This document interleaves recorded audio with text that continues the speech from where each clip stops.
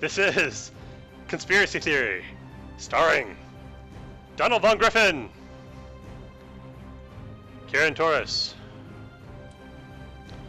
Lloyd Montgomery, the GM, me, Brandon Blackmore. Tonight's episode, The Beginning. And, yeah, that's how that goes. So, we have our group. We got Kieran's playing Charlotte Day, forensic pathologist, witch. Actually, I'll make that hereditary witch because there's a little room in that caption. Hereditary. Hereditary. Question about the hereditariness, Kieran. Yes. Was it your aunt? Or your grandmother? Great aunt. Great aunt. Okay. Has she moved on to her celestial reward, or does Yes. she hang around and give you tips sometimes? Actually, I think the hanging around probably would be pretty cool. Yeah. Actually, that's how she told me I got to inherit it. She died, and then came over and talked to me afterwards. I get it. I was just wondering if she was like an ongoing NPC, or if she basically did her thing and now she's like, best of luck, and then went on to go play Pinochle with Aleister Crowley in the Afterworld. I'll leave that up to the GM. Okay. All right. Well, as far as you know, she's off playing Pinochle in the afterworld, afterlife. So who else do we have? Visit for a special episode. on a very special episode of Conspiracy Theory. So we've got Lloyd's playing John Morgan, the Slacker network engineer, agent of chaos, card carrying, and Donald's. and are you a pope? Is that correct? Yes, that's what the card says. It says I'm the Pope. And Donald is playing Mark Savage, ex-con school teacher with a mysterious crystalline symbiote.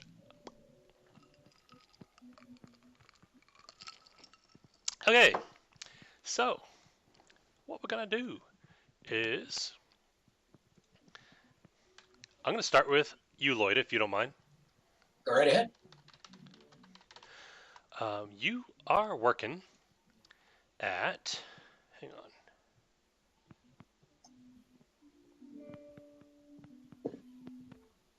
That's not what I wanted. Oh, it's up here. I know I linked to it somewhere. QBL Media. Say that again?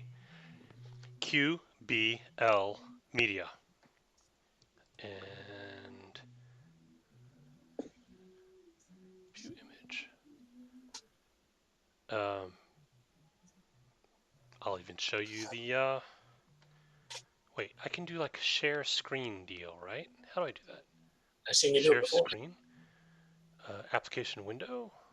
Is that it? Is that it? Here we go. Share. Can you see a thing? Yes. QBL. It's a logo. QBL. QBL Media. That's where you're working. Ruby. How come your logo looks like a lockpick? I don't know. It's a I mystery. had no hand in its design, I assure you. Information is one of our most precious commodities. Across the QBL group of media companies, we deliver the insight you need now and the hindsight for your future. QBL Media. Doom, doom, doom. There are screens throughout the cubicle farms, up on the walls and on the columns, that play commercials for QBL Media all day long, interspersed with small bits of informational edutainment that QBL Media produces. Sometimes it'll flip to a news station, one of the many news stations that are owned by QBL Media. They own stations that are far right Fruit Loop news stations, and they own stations that are far left Fruit Loop news stations, and they own like a good 24 that are, or channels rather, because nobody has stations now, right? They're channels. The stations are just basically relay points for the channel, and the channel is actually what's important. Anyway, so they'll just do these various news things that just show up throughout the day, interspersed with commercials for QBO Media, and that's the background noise to your day every day at work at QBO Media. So, How horrifying. so You realize the concept of screwing with these things is almost nigh overwhelming for this character. well, you can't just always do the one near you because that would be too obvious. Oh no, I So- do the whole feed. Make all the people happy. happy. So, 2 questions. What city is John Morgan headquartered in? Where's his life? Where does he live? It'd be one either New York or like somewhere on the West Coast, like Los Angeles, but it'd be a major city. It can be either one. Just pick one. Oh, okay. Honestly, it doesn't matter. Just pick one. New York then. New York. Manhattan? Actually, QBO's probably in Manhattan. Probably. Okay. So you work on the 32nd floor of a big glass and concrete structure. And the 32nd floor is split up into like 4 different huge rooms, and each one of these huge rooms is essentially a cubicle farm that has like one little corner that has all the best views is offices. So the corners are offices, and then the middle, where you don't get as much of a view, is 4 cubicle farms, and you're one of those. And they all look identical. You're not allowed to put personal things on your desk or on your cubicle walls or anything like that. So when you're walking through, it's a homogeneous cubicle maze. And the only way you really have to orient yourself where you are is by at the far end of the hallway looking out and seeing what buildings you can see. Because if you can see water that way, you know you're facing east, et cetera, et cetera. Right. So it's a soul-sucking hellhole of corporate conformity. On this particular day, what is showing on the many screens throughout the floor? Because it's for some reason that the technicians can't figure out, again, it's not what it's supposed to be. So what is it today? Kittens. No, it'd be something Lucha Libre wrestling. Yeah. No cat videos. Mexican professional wrestling. And it's in Spanish. So Yes, of it's course. basically a live feed from a Mexican cable channel that produces 24-hour Lucha Libre Mexican wrestling. It's and it's loud, and they can't adjust the volume, and there are people going around trying to figure, and they've unplugged a bunch of the screens, but then somebody from corporate came in and said they weren't allowed to unplug the screens. That was against corporate governance. And they said, but it's not showing what it's supposed to. It doesn't matter.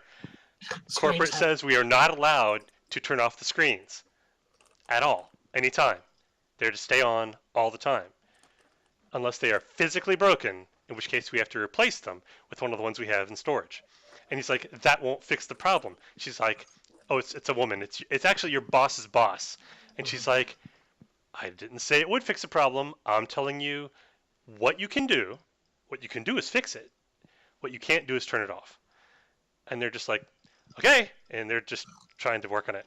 Meanwhile, as an excuse to just wander through and view the chaos, you're going to one of the storage rooms where they keep things like tablets and push pins and paper clips and ballpoint pens and that kind of junk. And because this is the kind of soul-sucking environment you work in, the storage closet is along the outside of the building where it takes up some of the windows so Right. that you can't see through them. But the Post-it notes can. Yeah, I was going to say that the paper clips have a perfectly great view of downtown. There you go.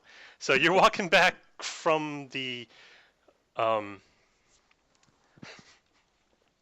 so demented. You're walking back from the storage room. The crazy thing is, you and I have both worked in places just as bad. So I wish I was making all this stuff up. I'm actually remembering some of the places my dad worked. I remember at one place they weren't allowed to have stuff on the wall, and so people would change out their nameplates. For a while, my dad's nameplate was Klautau Barada Nectu.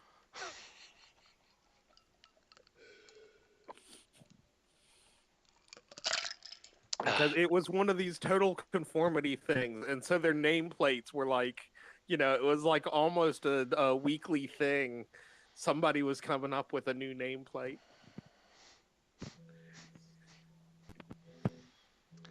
Okay, I'm looking for somebody.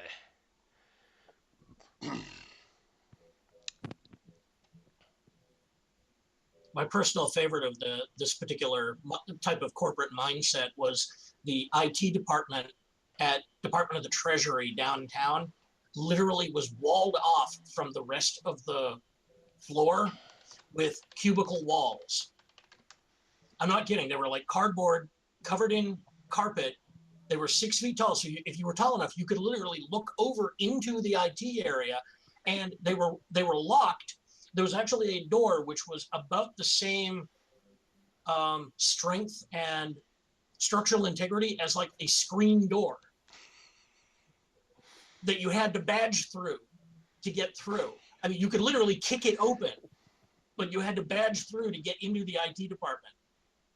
At one point, I forget why, but we couldn't, I think the badge reader stopped working and we couldn't get in. So we literally stacked a couple of chairs on top of one another and climbed over the cubicle wall. Because keep in mind, I mean, the ceiling for the floor was like 20 feet up, but the cubicle wall was only 6 feet high. So there was like 12 feet or 15 feet of empty space. And yeah, we just climbed over and jumped in. Just at that point, we realized that we had to go back to work at that point. So, it was we were kind of defeating our own purpose, but even so, yeah, and we couldn't put anything on our cubicle walls. So I took to putting them on the wall facing the exit to my cubicle. So anybody walking by and looking in wouldn't see them. Yeah. But I could turn to look at the door and I could see them. So.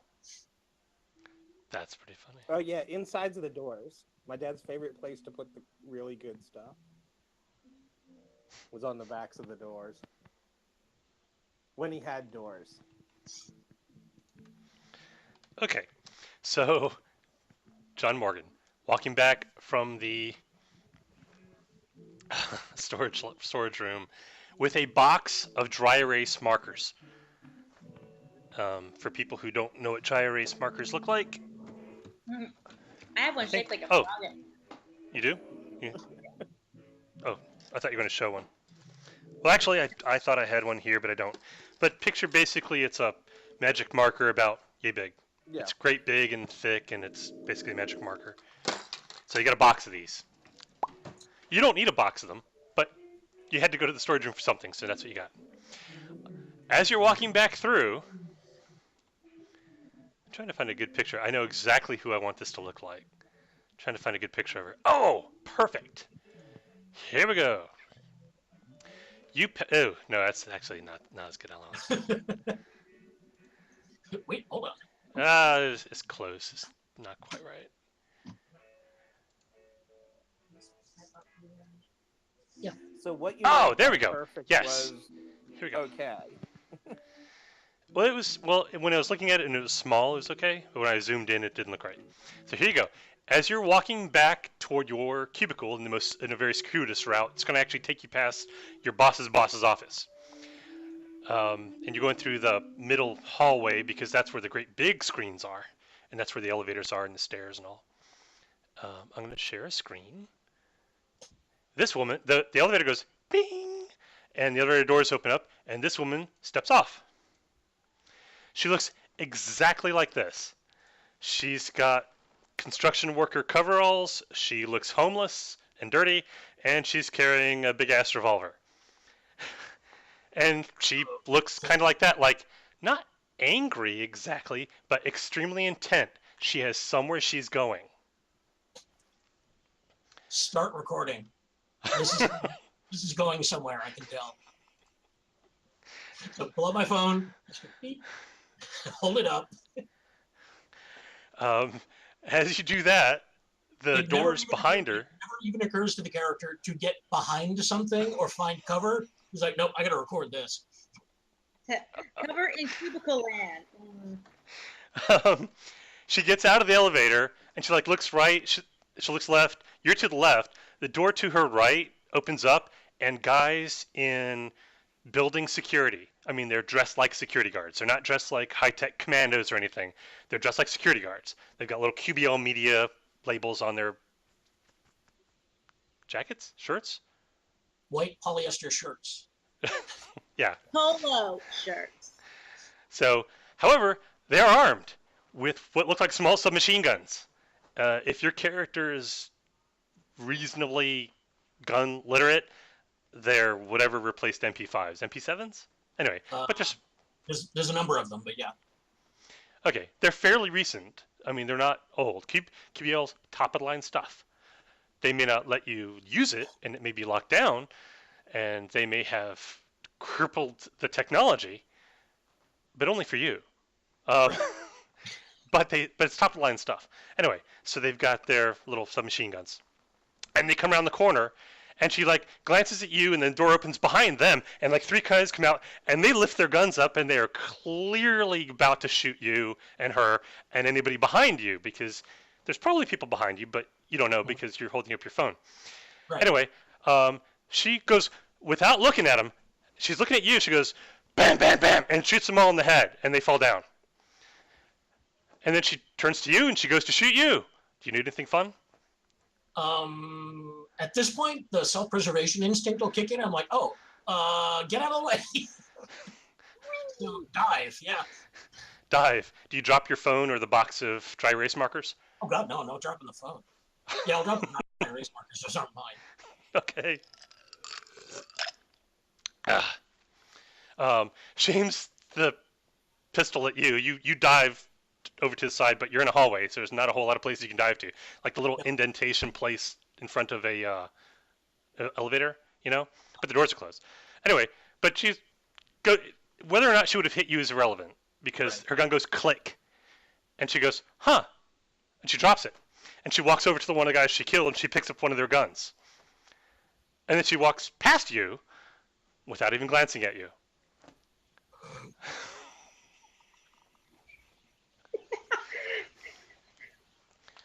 And then around a corner.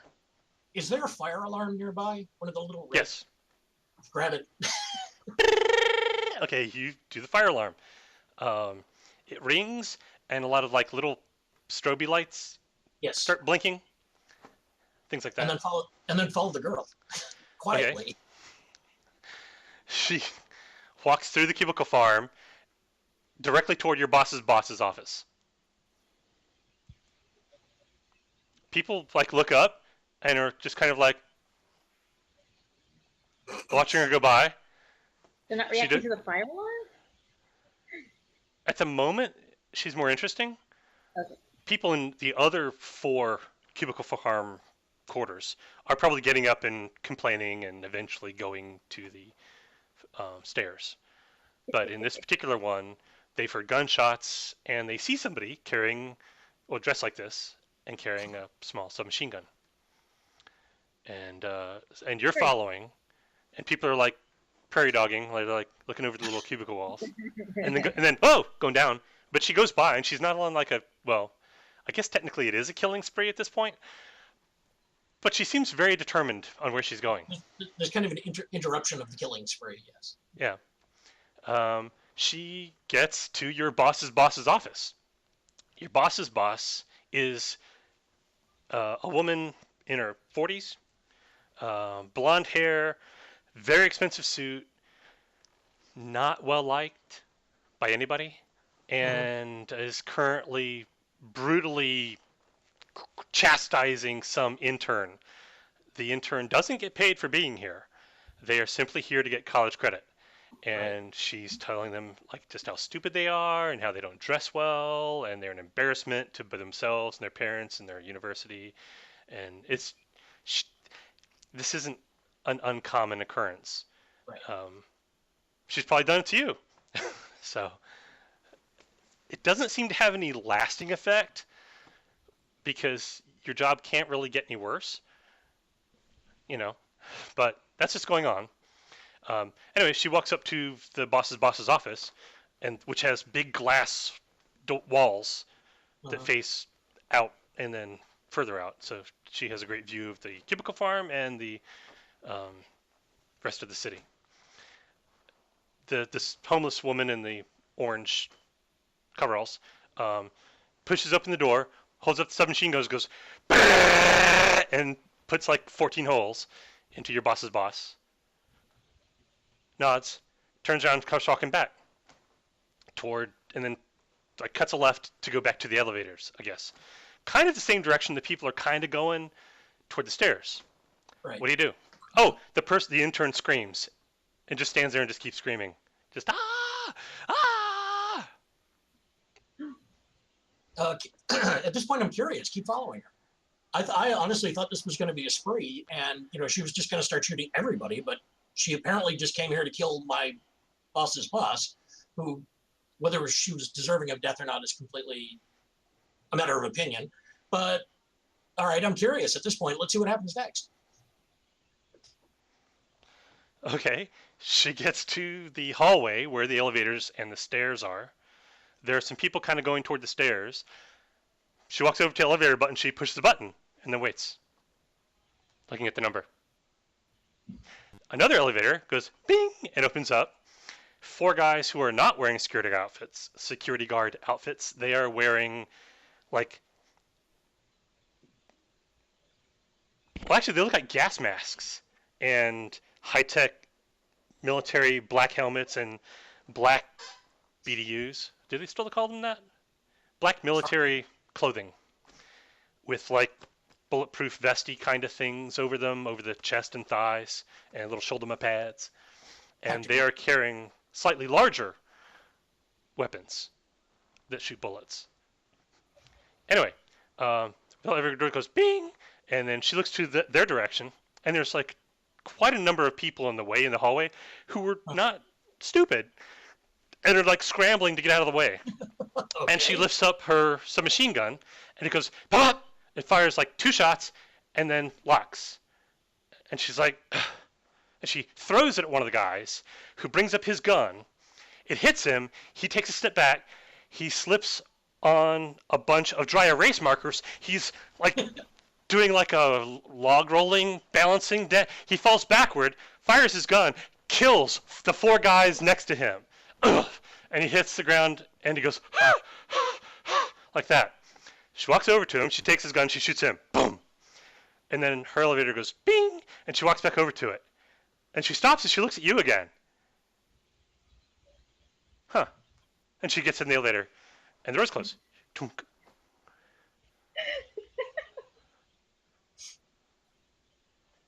Blink, blink, blink, blink, blink, blink. Brrr. Fire alarms. Anyway, so Tuesday. Now that's an agent of chaos. I'm kind of jealous, really. It's inelegant, but you got to admit it was effective. He's like, she would probably kill me, but I think I'm in love. Now, like I said, it's lacking in a certain degree of finesse. Not your style of things. No, not at all. No. But you can't help but notice that your dry erase markers played an integral part. That is good, I suppose, yeah. Yeah, I'm just going to stand there kind of gobsmacked for a few minutes, trying to figure out what the hell just happened. Eventually, everybody on the floor is gone down the stairs. Right. Around that time, another elevator goes bing, and doors open, and more guys who are dressed like the dead guys on the floor, the 4 dead guys, come out, and they're like, hut, hut, hut, hut, hut, hut. Very quietly put my phone away. They fan out and start doing a clear of the floor. It's going to take them a few minutes. What do you do? Hide under a desk or something and let them find me. Okay. They find you and tell you to go down to the 30th floor and stay there. Okay. Wait, aren't we on the 30th floor? 32nd. Oh. Great. Make a break for the stairwell. Okay. At the 30th floor, there are guys dressed like that, the black combat uniform, gas mask guys who are stopping people from going any lower and directing them to get onto the 30th floor and stay there. Okay. People seem annoyed because the fire alarm went off, and that means you're supposed to leave the building. Right. And the guys in the uniforms just keep repeating, exit here, stay in this room. Okay. Don't leave this floor. So people basically do. Meanwhile, that was fun. Take the SIM card and the memory card out of my phone and hide them on my person. Just in case. Okay. That is wise. Since you mentioned that, once you go in, there are a few security guard people in the white polyester polo shirts, who are going to every single person and taking their phones. Yep. And lots of people complain, and they're told that refusal to turn over your phone when requested by security is a firing offense and will also go on their permanent record. Got it. And in case you were thinking about suing, which one person mentioned, that's illegal, you can't do that. And they're like, actually, your employment contract specifies that you have agreed preemptively to arbitration. So, no, you won't be hiring a lawyer. And so they're basically going around doing that. So everybody's basically kind of a little panicky, a little disgruntled. That's what's going on with you. So, Donald, who's left? You there, Donald? I'll do Kieran next. Kieran's fine. Hey, Kieran. I'll stay on this coast. All right, I'll be right back. Yeah, since you're on this coast, that'll work.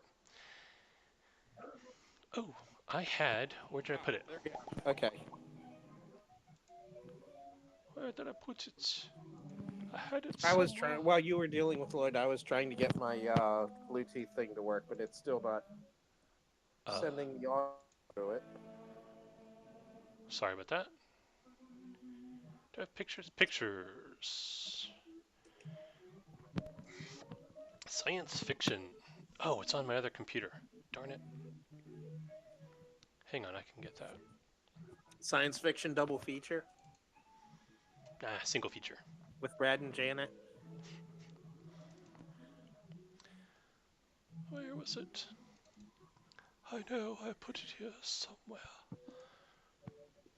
That's not what I wanted.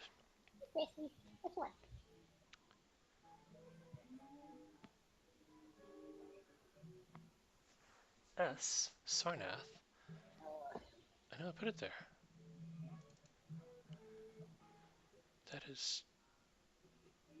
That's pretty weird. But it's not what I wanted. File, exit. Freaking frag. Male? Female? Nope, not what I wanted. File, exit.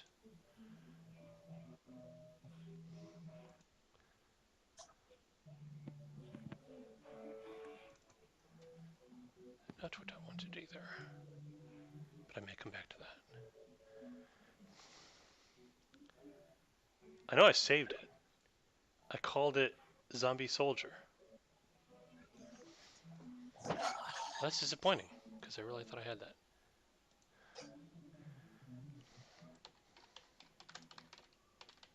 What's that? You called my character's photo Zombie Soldier? No, it's not up on the web page yet. Or you'd see it is a very tired-looking school teacher.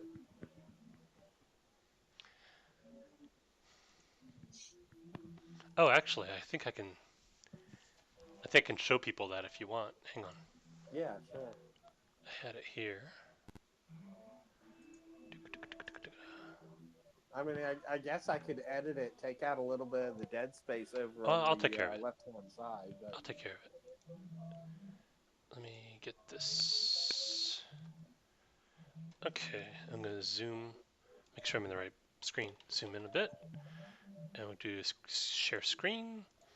This is what Donald's character looks like. This guy. Short sleeve shirt, 5'4". tie, 5'4", bald, tie tired. Yeah, 5'4" and 145 pounds and looks like that. Yeah, I can see that. Oh. Save image as. I may as well save this. The personality, and your first impression is that he's calculating exactly how to stick a shiv in everybody in the room. And suddenly he's really, really intimidating. I know I had it. Where the hell was it? Disappointing. I know I saved it somewhere. I just don't know where.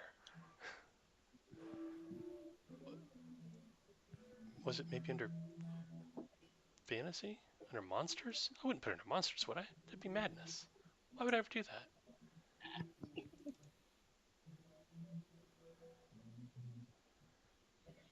No, it's not there. Well, crap in a hat, man. All right. I'll describe it, and you'll just have to imagine it in your brains. Okay? So,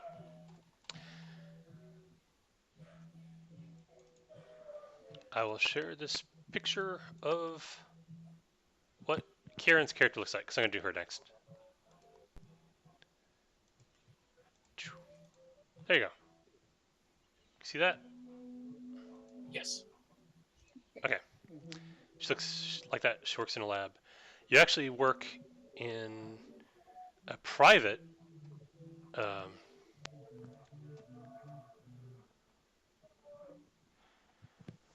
private forensic lab owned by Valley, V-A-L-I.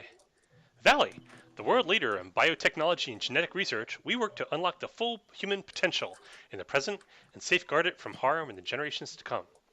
Valley. So there you go. And it's a Valley lab that is a private lab that various New York boroughs come to and send dead people to get them forensically pathologized.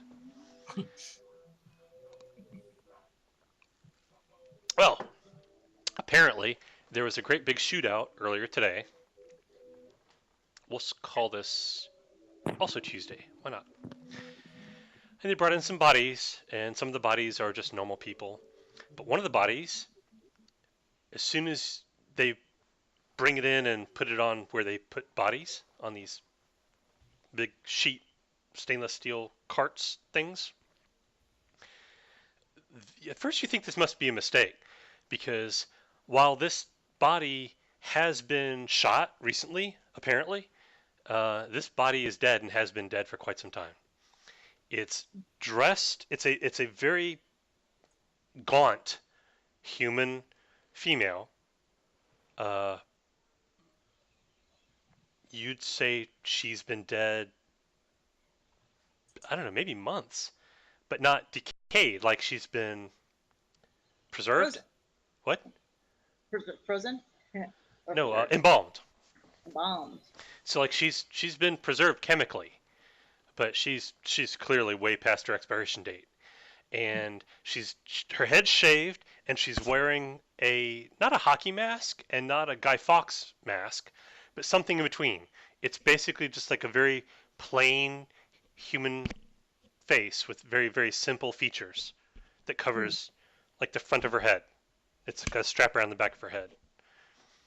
And you peel that off, and there's a reason for that, because what's left of her face isn't very nice to look at. It's pretty disturbing. But I mean, her eyes are like sunken in, and not aiming in the right direction. Or she looks like a zombie, and she's dressed in camouflage, and been dead a while, and that's curious. That's a curious thing. So what do you do?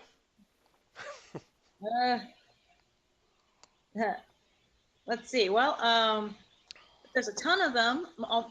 Most of them are going into a freezer box. Let's say there are 7 dead bodies. The people who are dead, there are 3 people in like black military outfits, and there's 3 people who are dressed in civilian clothes, and there's the dead person with the mask. Yeah. The corpse that somebody dragged along for the party. Uh, who knows? Anyway, okay. Well, that's too many to do at once, obviously. So they all go into the the freezer, the little freezer boxes that you pull the drawer and Drawers. Yeah. yeah. So I get I don't personally do it because we have attendees for that. So have them so they're all getting put away except for maybe one, whoever's first on the list of the big stack of paperwork, if I get that far. Okay. Cool. So who's going to be first on the list? I'm sorry. Whoever's first on the list. It's like they usually hand you paperwork to go with the bodies or whatever to get started on. So well, you can pick who goes first. I'm probably going to want to get more information about the really dead thing before I touch it. So it's going into the freezer. All right. Who do you ask for more information? I'm sure there's a method of doing that. Somebody brought that in and there should be some sort of paperwork and chain of command. Well, that makes sense. Okay. Well, you're a forensic pathologist and you know more about it. The police would probably have a report on it. What? Huh? There'd be a chain of evidence. The police would probably have a report on the body. Exactly. Yeah, I'm assuming they would hand you all that stuff. Yeah. Or maybe it's something that they may not have collated yet at the time they got rid of the bodies, and you have to follow up with them later. Is that make sense? So she's putting the body in the cooler until she gets through reading all of that paperwork. Yeah, so that body's not dealt with right away. So, yeah. Okay. All right. So while you wait for the official police reports to follow the bodies, which that makes perfect sense to me, you go back to whatever you were doing, which was the previous murder victim. Yes. Exactly. From yesterday. And while you're doing that, depending on how fast paperwork falls through. Then guys with guns kick in the door, and they're dressed in gray camouflage, like it's dark gray, light gray, white flecked camouflage, and they've got like little paintball face masks, so all you can see is their eyes, but they're not wearing helmets, and they have, let's say, something that looks more or less like an M16. It's not an M16 per se, but it's some other brand, but it's basic, whatever. It's that kind of gun. And they kick in the door and look around, and one of them comes up to you, and he's not aiming the gun at you, but he's clearly ready to do that. Let's say there's a total of 5 of these guys. No, wait, because 3 of them are dead. There's 2 of these guys. Attrition. So one of them kind of like watches the entrance, and the other one comes up to you, and he says, you just got a delivery of some casualties from a firefight at, and he names an intersection in town. Where are they? All right. They're back in the cooler. Okay, bring them out. Okay, I'll go get the attendees again. All right. No. You bring them out. You bring them out. You're expecting me to lift full-grown men out of them and put them on a slab for Don't you have carts or something? Honey, I weigh less than any of those people. I have attendees to that physically lift them up and move them onto the slab. All right, where are these attendees? Where are they at? I don't know. Let me call them. The other guy starts calling out times. He's like, 45 seconds. Do you want me to show you where the room is? Yeah, do that. Okay, click. Number 4, follow. And the guy talking to you and the guy behind him watching the entrance, they follow you to the freezer? Yes. It's a room with like walls of big metal doors. It's two big long metal walls with big metal doors. And it's kind of cool in there. Okay. And I have to put drawers in here or just laid out? They're in the drawer. They're in behind the doors. Each of those doors opens up and pulls out, and there's a body. Okay, show me. All right. Pull out the clipboard. All right. This one. Open it. This one. How many were there again? There were 7 total. 7. All right. So, all right. Yeah. Go ahead and just point them out, and then start opening. Unlock. Opening them because they probably Okay. should. When you get to the people who are dressed like he is, Mhm.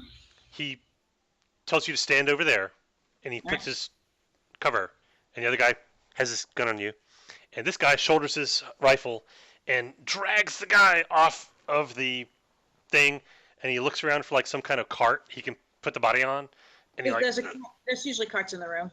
and he like plunk, puts it on a cart, and he does that with all 3. They're just kind of like stacked up, the 3 people who are dressed like him.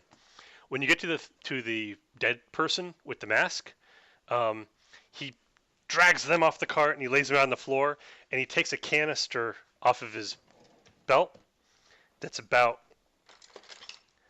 this big. It's a low squat canister with like a top thing, and he like breaks the little red tab so he can use the spray, and he goes and sprays the spray all over the dead body, which starts to dissolve. Oh. So many weird little things in my drawer. Weird. Anyway, and he waits for it to finish dissolving. And some bits of it don't, like the belt buckle and some of the metal bits in its clothing. The zipper doesn't dissolve. The little buckles on either side of the mask don't dissolve. Some fillings don't dissolve. But basically everything else just kind of like turns into a puddle of gray. It smells horrible. All right then. When that's done, the other guy's still covering you, and this guy starts pushing the cart of 3 dead people toward the emergency exit, which is where they came in through. Do anything fun?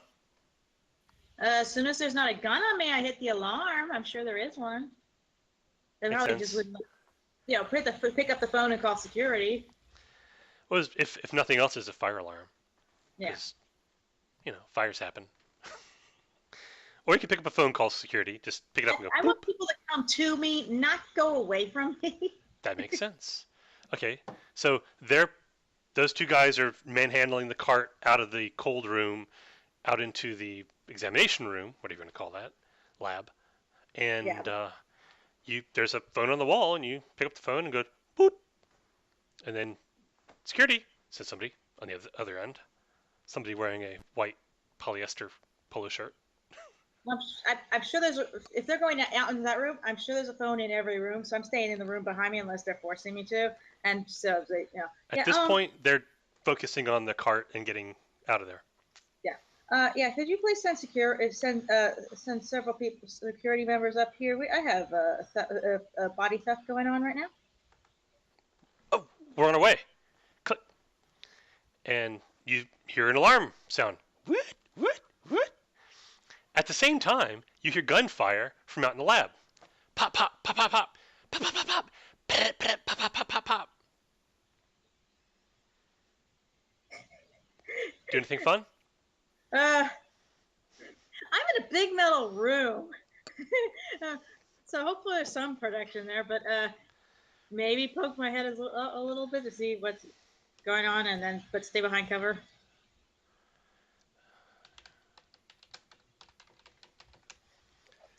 Lab coats don't provide much protection. No, I'd imagine not.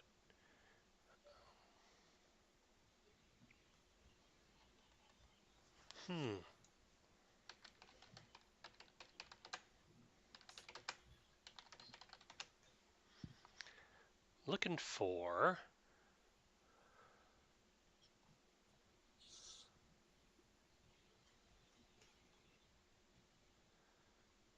Hey, everybody looks too professional. The group that you're about to see does not look professional.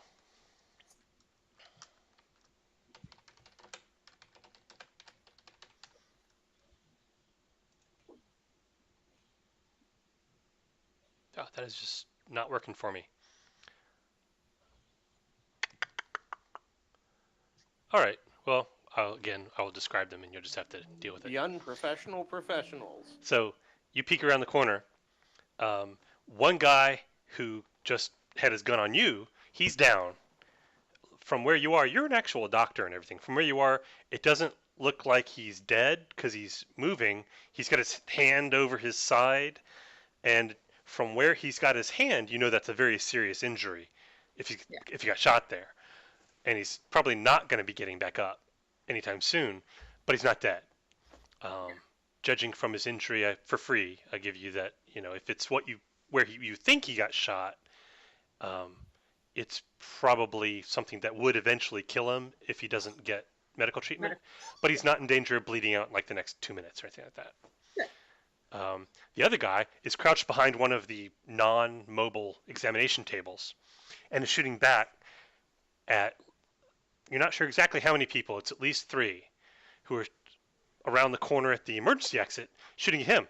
Like one person has a shotgun, one person toward the ground has a very, very tiny little pistol. Pop, pop, pop. And above that is a guy who's got a rifle that he goes boom, and he goes back and you hear it go boom, like that.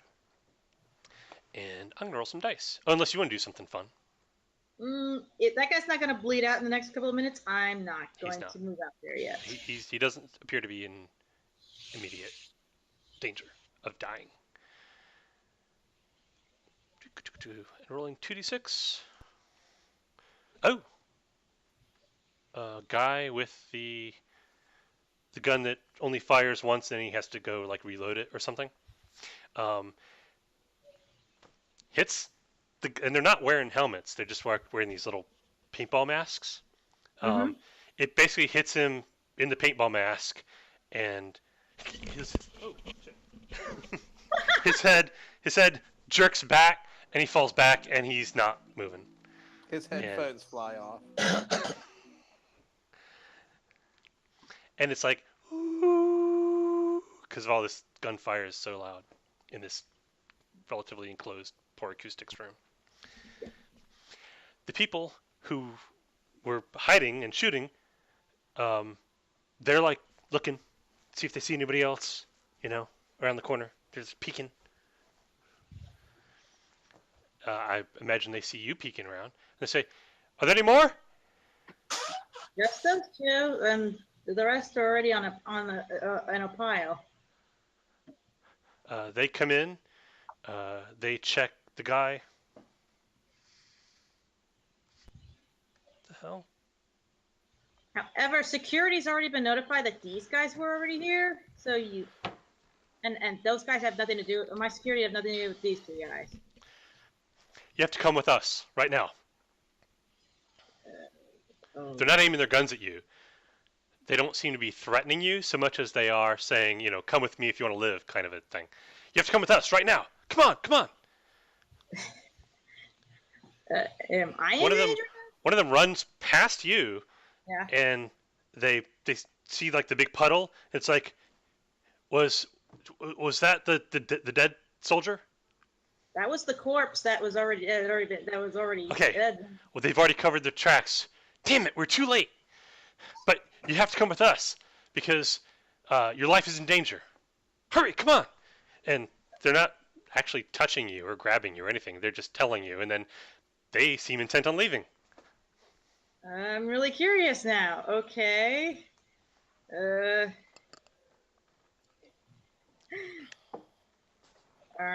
They're not in uniforms. They're dressed fairly much like normal people. The guy with the single-shot rifle has some kind of bulletproof vest on. It's very thick and kind of olive green over top of a flannel shirt, and he's wearing blue jeans and stuff. Is the second guy, the first guy who had been shot of the 2, is he still alive, or did they do anything? Yeah, he's moaning. They don't seem to be interested in like executing him or anything. No. I mean, they stop and like look at him, make sure, and like kick his gun away, but that's all they do. Oh, they do one thing. Him and the other guy and the 3 guys, they like search them, and they pull off, basically look like cell phones, off of them, and they stuff them all in a bag. Okay. And they take a couple of other like small bits of, gadgets or whatever that are on their belts and stuff those in the bag too. But other than that, they don't seem very interested in these guys. Like they're not killing the guy who's on the ground, and they're not doing anything else to the people who are clearly already dead. Who are you guys? But then like, go, go, go, go, we gotta go. The woman with the little tiny gun is like, we gotta go. And then she runs outside. There's no time to explain. Ah! It's like, am I going to be curious and actually go? Hey, I've already called security. They're on their way up. Can at least go to. I'm at least going to follow them to the door and see where they're going. Outside, there is a little shitty Dodge Astrovan with like paint peeling off of the fenders. You can see like the gray primer underneath the white paint. And as they come out, whoever's inside the van opens up the slide door and hustles everybody in. And they look at you like, are you coming? Is she coming or not? I don't know. We don't have any time. We gotta go. Last chance. And they're about to close the door and go. You know what? The hell. Hop in. I can always hop out later. They don't seem to be threatening you, so that's a reasonable assumption. So you hop in, they close the door, and they roar away at a very casual and sedate speed because it's a shitty little old Dodge Astrovan. And it's in New York City. You're not getting very far in New York City. It's the Bronx, but still. They drive away. Are we being followed? Are we clear? Are we clear? I think we're clear. Did you get their stuff? Yeah, we got the devices. We got three ATCs and one RT5, and then we got all of their communications. And it's like, great, store it. Well, they open up a box, and then inside that there's another box. They open up that box. They put their little bag that has the gadgets in it in the first box, and they close it. And they put the second box in the first box, and they close that box. And then they connect some things, and then connect a battery to it, like a 9-volt battery. Whew, and they breathe a sigh of relief. It's like, all right, okay, keep an eye out for tails. And they got people in the back windows, like looking outside surreptitiously out the back of the van, see if they're followed. They drive around in circles for a good 10 minutes or so. I don't think we're being followed. Okay. Okay. Explanation? There's no time right now. We got to take these back to headquarters. Drive around for a good 10 minutes. That gets them what? 4 or 5 blocks? Seriously, it doesn't matter if it's the Bronx. That's New York. Okay, they drive around for a half an hour. They make 2 full circles around 2 separate blocks, and they're sure they're not being followed. And he's like, there's no time to explain. We have to get back to HQ. Do I need to go with you to HQ, or can you let me off somewhere? Well, do you want an explanation or not? Okay, I guess I want an explanation. Well, we'll give you one when we get back to our cell. Whew, yeah! And they start high-fiving each other. Yeah!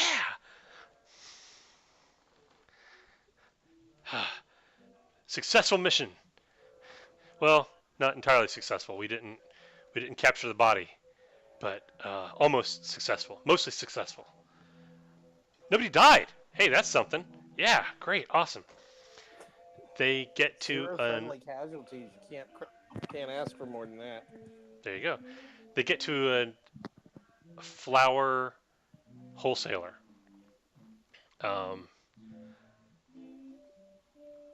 Stop at the chain link fence. Somebody gets out. They unlock it, and it's a flower wholesaler, according to the sign. And they close that fence, and then they open up the roll-up door for the garage, and they pull in. They close that door, and there are people in there who have guns who are aiming them at the van, and they wait for everybody to get out. And they like look at the van. They look under the van, and then they're like, "Yes, how'd it go?" And there's probably like a dozen people in here, and they all basically look like normal people with guns of various types, not uniforms, not the same kind of guns. So who's this? Says somebody. Say, you know who Julianne Moore is? Actress, red Uh, hair. yeah. Okay. Sort of. Anyway, she apparently is in charge. She says, "So who's this?" And someone says, "Oh, she was the morgue person." And she says, "Okay, scientist. We could use a scientist. Or are you a doctor? How does that work?" Yes. I am both. Oh, Dr. Day. fantastic. Well, we are the People's Liberation Army of North America. We are fighting the Illuminati for the soul of our country. That's who. Well, she turns to the people who were in the van. It's like, that's who was there, right? And they're like, yeah, we're sure, We got. They well, actually holds up a box and like shakes it. Yeah, we got a bunch of their communicators. We got some other of their gadgets. We got an RT7, and she's like, an RT7. Wow. Okay, take that over to the lab, and we'll examine it when it's safe. Yes. Well, you're very lucky, she says to you. And anyway, um,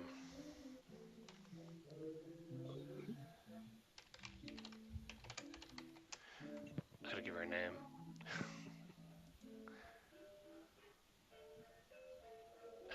I just want a list.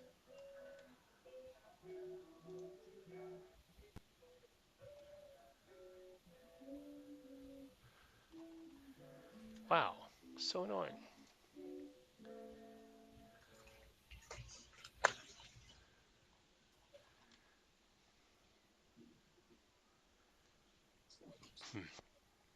Give me just a minute.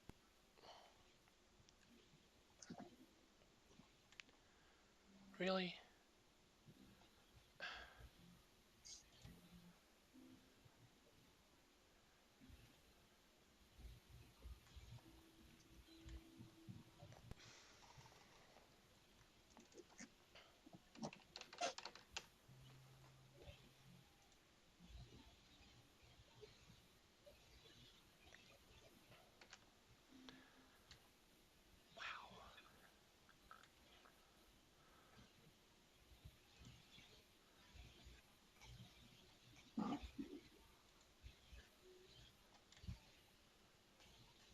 All I want is a list of freaking names.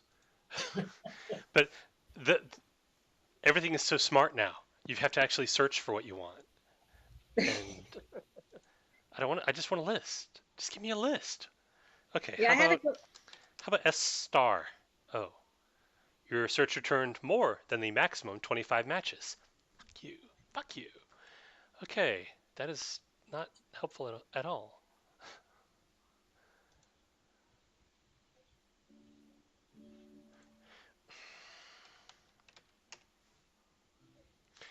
Boyd. Sarah Boyd. Hi, I'm Sarah Boyd.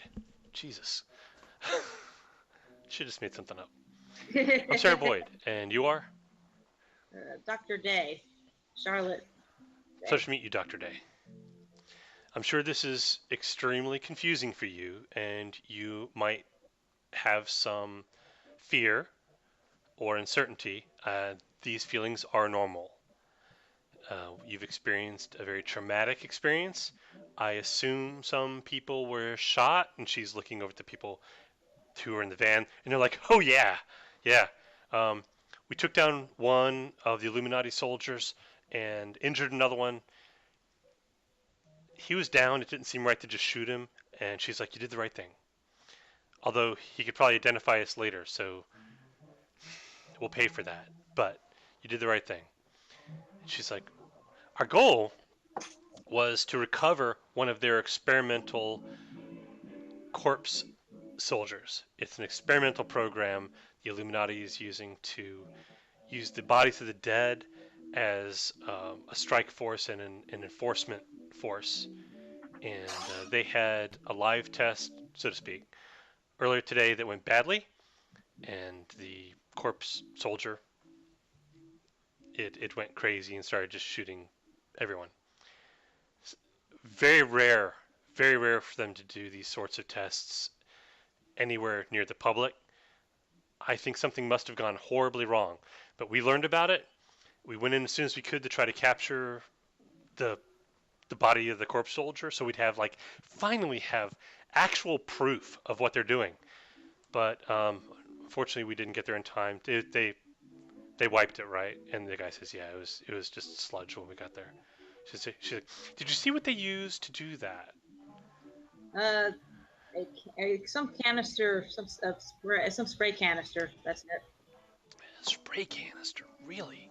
How big was it? About like a fire extinguisher, or More that like small? Wow. Well, no wonder they could just carry that around. You wouldn't even see it.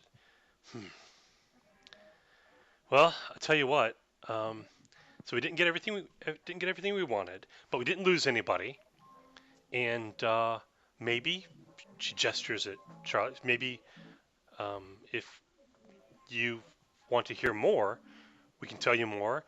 If you want to go back to your life, you can. But I'm telling you, there's a very good chance that because you've seen too much, that a terrible accident might happen to you, and that'll be the end of you. The Illuminati doesn't like to give up their secrets. But it's up to you. It's really your choice. What would you like to do? At this point, I probably should. At this point, I need to think about it. That's fair. That's fair. Okay, tell you what. This is a temporary cell headquarters. We move around constantly because they are always watching. And we can't afford to stay in the same place for very long. Of course. At that point, several of the doors get kicked in, and guys who are wearing black military armor with black outfits and gas masks and helmets and body armor on the chest and the thighs, they come in and they simply start shooting everyone. And people are like, ah, oh no, ah! And so that's happening. What do you do? Take cover. Get under the, behind the van, somewhere, anywhere.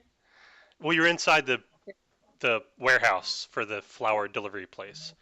There are shelves and shelves and shelves of things you put flowers in, vases.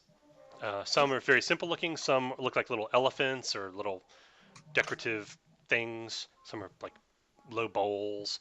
You've got boxes of the green stuff you stick flowers into.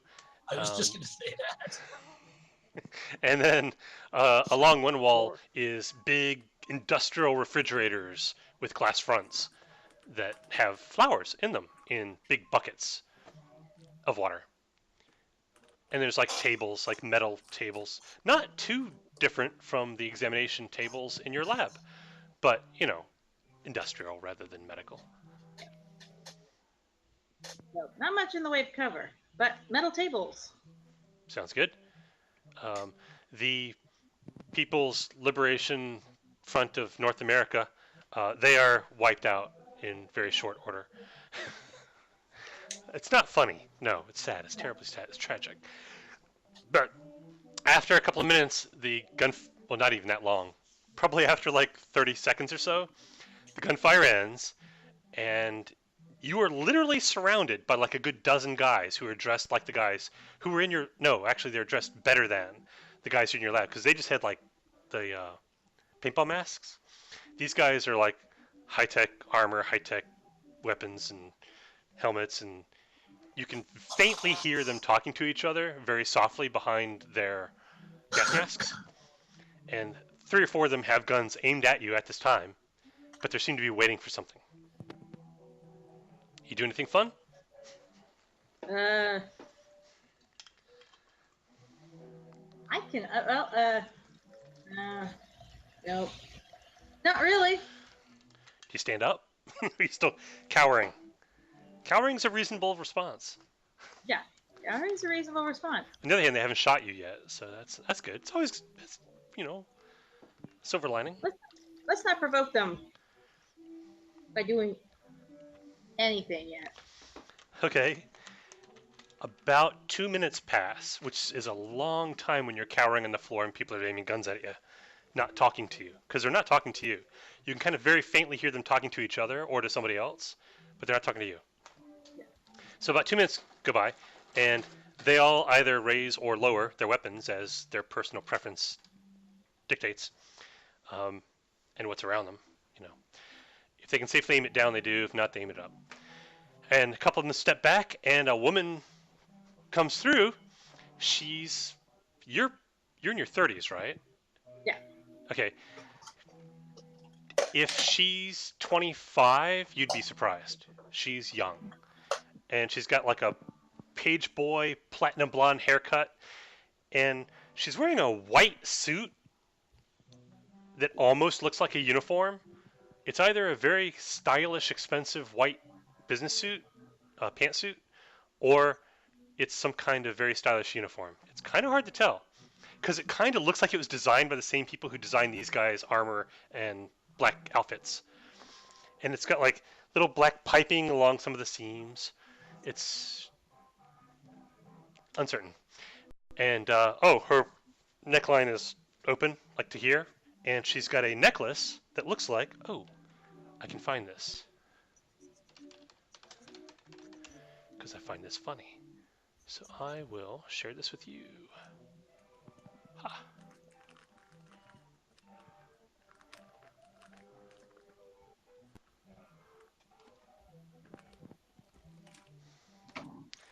Or maybe I won't. You're having a hard time finding stuff tonight, man. Well, I wasn't prepared, so what do you want?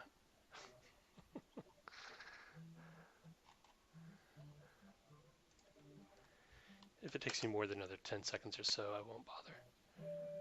Oh, that's pretty good. She has a necklace.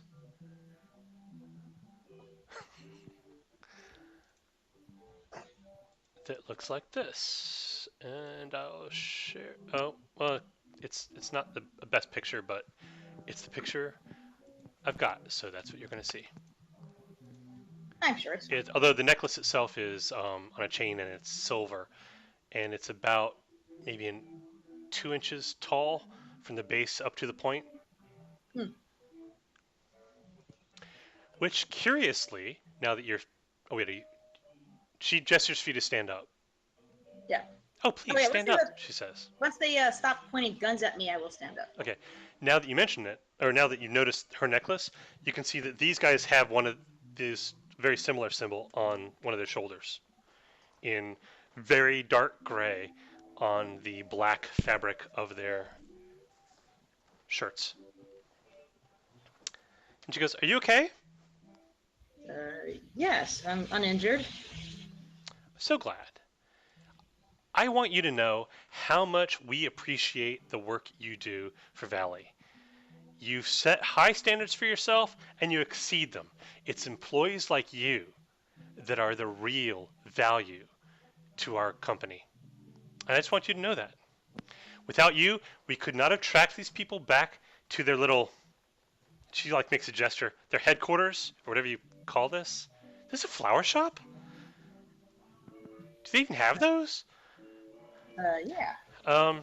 Anyway, so, now I know you didn't exactly know what part you were playing in this, but you exceeded all of our expectations. You played along, you came with them, you led them into a false sense of security, you actually distracted several of their upper members while we got into position. You know, if you had been part of the plan, you could not have done your job better. Okay. This is going to reflect very well in your next employee evaluation, and I think a bonus would be in order. Unfortunately, since you weren't actually part of the plan, you're not actually supposed to know any of this, so we're going to have to kill you. But I just wanted you to know what a great job you've done, and you should feel proud at how much you've helped the company. Great. Okay, so I guess take her. Well, you can't like take her out back and shoot her, right? Because then it'd be outside. Just shoot her and put her with these, and then do standard cover up. Okay. Well, it's nice meeting you. Have a good day. And she walks away. What do you do? Yeah, since she starts talking about trying to kill me, I'm probably gonna start backing up, but because I felt like I'm carrying a gun or anything on me. If that would do any good. Mm. Not carrying anything useful. Hmm? Nope, not carrying anything useful. No, but you can do magic and stuff. Yes. Oh, hey, flashbang. Or, whatever, it's like, okay, let's see. What can I do to make myself disappear from here? Well, something that blinds all of them that you can see through, that would totally be helpful. Your flashbang Yeah. idea, that'd work. Call their minds. It is within the realm of possibility for you simply to disappear from here and reappear outside. Yeah, that's a possibility. That's a little harder, but it's doable. Yeah. My personal favorite magic spell, teleportation. Teleportation sounds good. I don't know how many times she's practiced this, and where did my dice go? I don't know. It is a mystery to me. Like, here. It's not like they ever leave this area. Okay. You people call yourself gamer geeks, honestly. I'm gonna try not using it anymore. No less than 2 bags of dice within hand's reach as we speak. Oh, don't worry. I got a bag of extra dice right here. I Okay. own dice, I just don't know where they are. Look, even in a Crown Royal bag, no less. Is that the same one? Old school. No, I'm trying to remember where I got that one from. Phil gave it to me, I think. Last time I saw him. Okay. So new one. Okay. Because I do vaguely remember somebody having them in that type of bag. Well, while you're debating what to do, because you are very new at the whole magic thing, Yeah. they move so that they are not standing behind you, because that would be stupid. And a couple of them like to grab you by the arms and basically push you up against the refrigerators with the glass wall behind you. And basically one on either side like holds your arm and then steps away from you, so there's this clear spot. And then 4 other ones raise their guns, and 4 of them are just gonna start shooting at you. And then you do what? So here's the deal. I'm good. Yeah. Yeah. How hard is this? How far are you going to go? She's new. She's probably not gonna go too far, but Okay, down the block. roll d6. Roll d6. Add your witchcraft thing, and tell me what you get. Hi guys. Good night. Hi. Hey, Susan. They say hello and good night. I rolled. Hang on a second. I'm sorry, Karen. What'd you roll? Don't worry. I rolled a 7. Total? 7 Total? total. Yeah. 3 plus 4.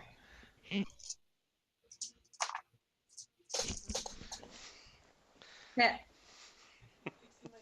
3 plus Go bonus. ahead, sweetie. Well, you're off by 1. So they kill Kieran. So that sucks. Wait, we're playing Traveler all of a sudden. Wow. I did mention you might get captured or killed in the first game, but not to worry about it too much, right? Yeah. Actually, roll an extra die. Roll one more Okay. d6. I rolled a 4. Okay, that puts you up over the edge. You almost get it in time, and it's like this world goes in slow motion. You see like the bursts of fire from the ends of their guns, and you're just thinking like, so this is it. I'm going to die. And then someone or something like pulls you back, and you basically just like feel like the glass go past you and the flowers go past you, and then the refrigerator wall in the building, and then whoosh, you like are a little off balance, and you're outside in the parking lot. Yeah. Haul out of there.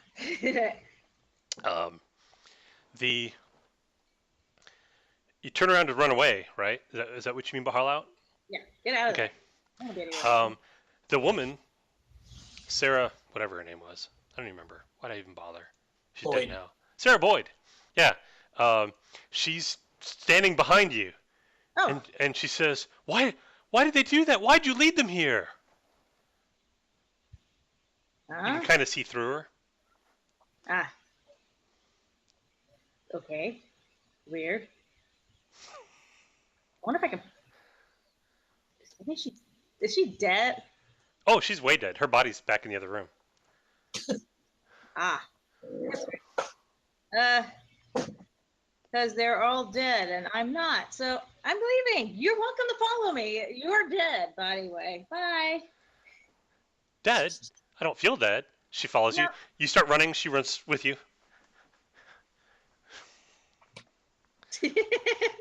Where do you go? Not there. I don't know. That's closest corner to turn around that takes me away from there. Yeah, out of line of sight. Okay. There's some confusion. Yeah. Because they shot the hell out of the refrigerator, but they don't see you there anymore. So it'll take them a minute or two to recoup. Where do you eventually want to end up? Find the close. If there's a subway nearby, get on the subway. New York's like all subways, isn't it? So that shouldn't be too hard. Yes. So you get on the subway. She says, "I left my purse." Don't worry. You just walk right through it. Literally. Try it. It's fun. Apparently. She like Are you reaches out out of to breath? touch the. Because I am. Her Are you out hands of go breath? through the turnstile, and she says, "How are you doing this?" And she follows you, looking around. By the way, I'm talking. I'm talking loud, but she isn't. She's like, keeping her. She's trying not to make her mouth move when she Trying says not this, to make a big scene that you're talking to yourself. Yes, exactly. Nobody else can see her. Yeah, Cool. exactly. And I know. Oh, it's all you, hon. You get on the Hey, I subway. have that shirt. What? I have the same shirt Lloyd's wearing. Oh, yes. Where do you go? Well, my boss just basically fired me in both meanings of the term. Or somebody did. Is that symbol part of the? Is that symbol like my the part of the logo of of the company I work for? Your company? No. Yeah. Okay, that's weird. I can show you the symbol for your company. Hang on. Okay. Aw. That is. Valley, the leader in biotechnical technology. Norse god of revenge. Yep. Go find a phone that's near a subway so that I can get back on quickly because I know they can trace these things. Okay. Hey, my dad was a cop. I know at least that much. And calls a friend at work and just get a quick see if it's like, hey, what's going on, and then but don't stay on the phone more than a few minutes. You get one of your colleagues, and they're like, "We were told you were kidnapped. Are you okay?" Yeah, I managed to get away. Oh wow. All right. Do you want us to call the police, or do you need a ride, or? I'm near a subway. I can make it in. Okay. Well, I mean, you don't have to come here. I mean, you just got kidnapped. I'm sure the police want to talk to you about it or something. I don't know. So, all right. Yeah, I just was calling to see what was to find out what was going on at that end. All right. I'll call the cops. Okay. Yeah. All right. Let us know if you need time off or something. Cause, damn, I take time off. I got kidnapped. Yeah. Yeah. Take care of that for me. I'm gonna take time off. You okay? All right. Good luck. Thank you. I'm glad you're okay. Thank you. All right. Okay. Sarah Boyd says, "Who are you calling? That didn't sound like the police. Shouldn't you call the police?" Yes, that's the next call. Oh, you can't call the police. They know. They're part of the conspiracy. In fact, even that you just spoke on the phone, the Illuminati probably know. They know everything. They're always watching. Actually, I'm going to move on from this phone. That's a good idea. Yeah, we should keep moving.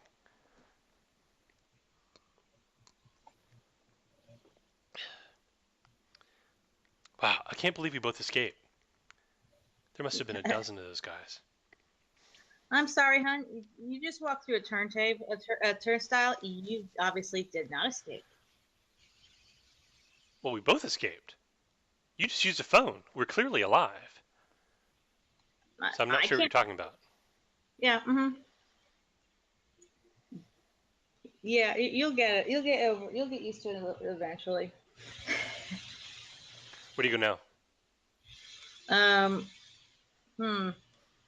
Let's see. Do I know any cop friends on this side in this area? My dad's from Long Island. I'm not from around here. But yeah, I'm wondering if I have any police friends. Big roll. All right. One die. Whatever your police aspect is. Oh. 2d6 plus your police aspect. 2d6 plus my police aspect, which is 2. Need a 10. Huh? You need a 10 total. Well, I rolled snake eyes, so not wow. snake eyes. I rolled 6s. Sorry. Oh, that's called boxcars. Boxcars. I've had a long week. Boxcars plus 2, so 14. Actually, yes. Somebody who used to work for your father transferred departments and is now the, I don't know, public information officer for one of the departments in the Bronx. All right. Move away from that station to another station, probably closer to the Bronx, and give him a ring. I don't want to just show up. Okay. You get a secretary or something, and you ask to be put through, and they put you through, and then he answers the phone. We're gonna say it's a dude. Yeah. And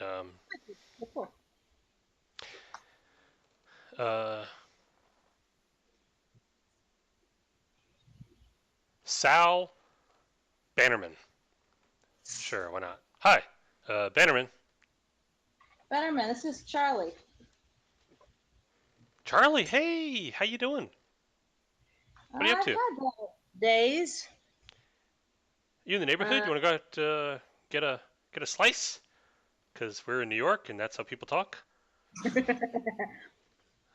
I'd love to. Maybe later. Yeah. Anyways, you won't believe how my day went, and you might want to know about my day. I might want your help on how my day went. Yeah. So, we got basically my department got shot up, and I got taken along for the ride. So, and apparently I'm supposed to be dead now, but I'm not. Wait, what are you saying? Apparently I got kidnapped by people trying to dispose of the evidence of the bodies that came into the morgue earlier today, or one of the groups. Wait, I don't know. Where are you now? I am not. I am on an undisclosed location because I'm trying. Because apparently people. Because apparently the one of the groups who kidnapped me got followed by the other groups, and then kill. And they're all and a lot. There's a lot of dead people now somewhere. Okay. I'm like okay. I'm not. Tell me where you were now. I'll send someone to get you. I could just go there or meet you somewhere. What do you feel would be safer for you? It would be safer if I met you somewhere instead. Do you want to come to the department? Sure. Okay, I'll have someone waiting in reception for you. All right, thank you. See you give him approximate time. Well, take as much time as you need. Be careful. if you think someone is trying to follow you. All right. Will do. Let's go to Donald. Hey, Donald. You around? Yeah, I'm here. Good. I just stepped out and got myself a bowl of noodles. Okay. Oh, well, I'm gonna get a drink real quick. I can hear you guys. All right. I'm trying to find the guy who Donald meets.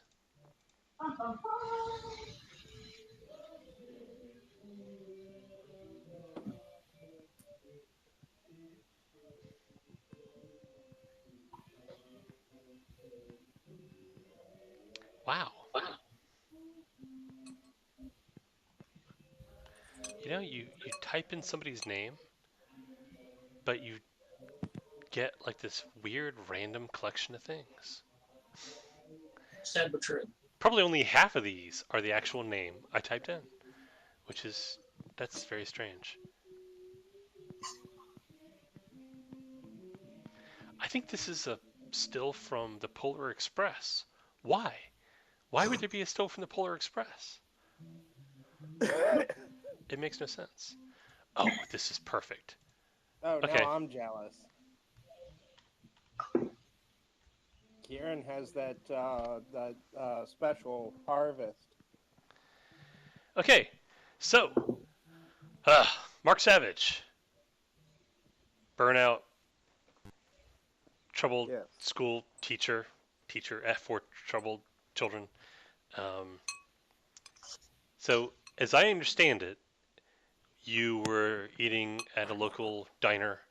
Somebody left behind a aluminum briefcase. You opened it, I assume, to see if they had any ID, so you could find out who they were, so you could return it to them. And an oblong crystalline object was inside, and you picked it up, and basically it tunneled into your skin, and your skin healed up after it, and now it's in you somewhere. Mhm. So, and since then, odd things have happened. Just kind of off the wall things, like you Odder go to. than that. Really, odder than that. Well, that was pretty odd. Yeah. But like you're looking at something far away, and then tiny crystalline fragments like erupt from around your eye and like make like a little starburst around your eye and like build like a little gem type thing over your eye, and now you can see really far, that kind of thing. Like, and it's uncomfortable but not exactly painful. And then when you're done, it like goes back inside, and you're like, oh shit, what the hell? You look in the mirror and it's like, you look normal. There's no blood, no holes in your face, okay, so that's kind of freaky. Yeah. And then you were going to go, as I understood, you were going to go ask around to see if you could find out who these people were with your contacts, like Jim who lives in the trailer down at the beach, that kind of thing. Mm-hmm. Yeah, looking for the Texan and the white Lincoln. All right. Your friend Jim tells you he wants nothing to do with it. I want nothing to do with this. I'm not sure what you've got in on, but I can tell from the sound of it that it stinks to high heaven, and I don't want to get involved. And you're like, oh, come on, Jim. Yeah, I know. He's like, That's why I need to find the guy. I don't want to get involved either. do you at least have a license plate? Texas plates. A white, what, Cadillac, you say? Lincoln convertible. White Lincoln convertible, Texas plates. He Do you have any idea how little that narrows that down? He So, called his driver 10-speed. okay, Mark. I will look into it for you. I can't promise anything. And you're going to have to pay my regular rate, $200 a day plus expenses. Take it easy on the expenses, would you? I always take it easy on the expenses. But sometimes I have expenses. They're legitimate expenses. Sure thing. I'm not 'Cause doing it- this just because I enjoy doing it. This is Jim, this is what I do for a living. Because nobody's ever at Jimmy's Chop Suey joint, but one of these days they're gonna be, right? I'll look into it. I'll see what I can Oh, find. great. I'm not making any promises. Now I'm on the hook for chow mein. So he asks around. A couple of days go by. 3 in the morning. What are you doing? 3 in the morning, probably finishing up grading papers and trying to get some sleep. There's a knock at the door. Okay, I head out looking considerably more rumpled than I normally do, which is saying something. You open the door. Well, actually, I'm on the boat, so they're knocking at the cabin door. Yes. I look through the window. There's a door somewhere. You look through the window. look through the You window. see this guy. Yeah, Jesus. Yeah, don't speak up on me like that. Great, Dustin Diamond at his worst.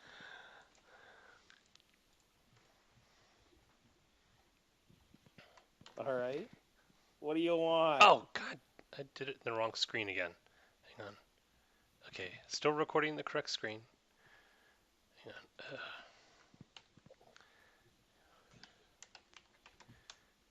I call through the door. What do you want? Yes. I want to come in. I've got business to discuss.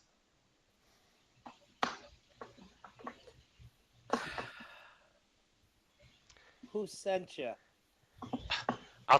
We can discuss that when I come in. Come on. Knock, knock, knock, knock, knock, knock, knock. Open up. You think I lived this long by letting just anybody into my home?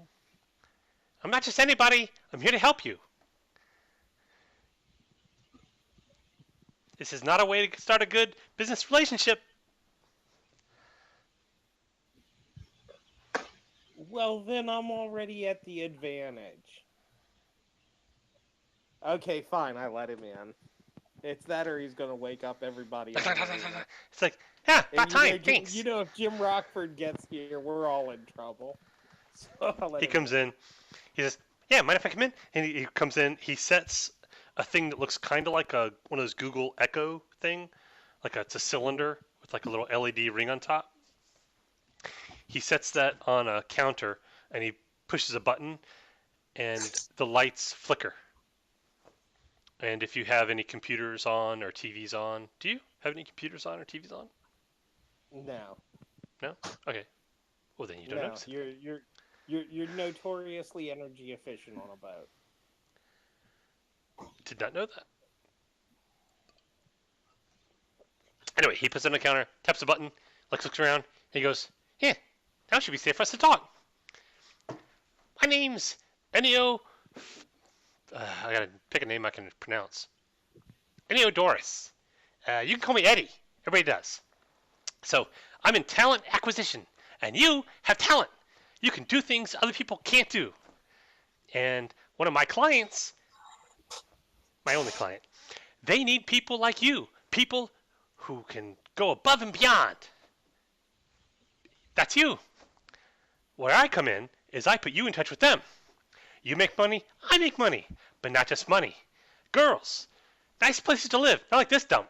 This is a dump, which is good, which means it's more likely that you'll take the offer. And it's good that you take the offer because they don't like to hear a no. But girls, money, power, they're really big on power. So if you like that too, you're in luck. You make one bad assumption, my friend. What's that? That I care. You don't have to care. That's the beauty of it. They don't care. All they care is that you can do things. So, that's you. So here's the thing. You need to get to New York. The Bronx, actually. And consider it part of your formal interview. He takes out a card and he hands it to you. Or he hands it toward you. You don't have to take it, but he hands it Okay. at you. Sure, I'll take it. Great. Now, there's a couple things you should know going in. One, don't tell anybody you talk to me. Two, don't tell anybody who is offering you the job. And don't believe anything you see on a screen. Not computer screens, not TV screens, not billboards. Nothing. It's all bullshit.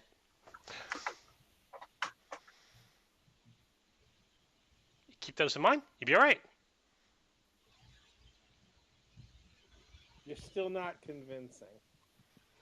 Convincing what? What's it convince? What, you don't like money? You don't like women? If you like men, I'm sure they could swing that too. Look, kid. It's a modern organization. Anybody can promise anything. I was only. Oh, I get it. I get it. I get it. I get it. I get it. I get it. I get it. You want proof? You want proof? Look. Look how I'm dressed. Guess how much this suit costs? $1,200. That's how much this suit costs. A whole lot less than Jimmy the Needles, and it didn't keep him alive. Look, I'm out. I'm staying out. I ain't never going back to the big house. Straight and narrow. You think this is a criminal thing? This is not a criminal thing. This is the most establishment thing you can do. They control everything. Everything. They are the establishment. They're not criminals. They're the man. You'd be working for the man. Or the man behind the man. Because the man is not the man. That's bullshit. Anybody you think is actually in charge, they're not in charge. My clients are in charge. Because that's how it works. And now you can be part of that. You can be how it works. Look. He seems really happy to talk to you. When midterms are over, I'll give you a call. Wait, what? I got stuff to do. I'm a teacher. Kids are dependent on me. Why waste your time with them? Because they're the future. No, they're not. Well, I mean, yes, they are. But their future has already been decided by the people who are my clients. Actually, you would have more influence on your students' future if you work for my clients than you would do now. Because what you do now, it doesn't mean anything. They will go into the exact career paths and do what they are supposed to do, what they've been programmed to do since they were little kids. This is another reason why you should never pay attention to anything you see on TV. Don't watch it. They're programming you all the time. Seriously. Are your clients as much of a fruitcake as you are? I'm going to take that as a compliment. But no. I really wish you wouldn't. I'm telling you, if you don't follow up on this, you'll regret it.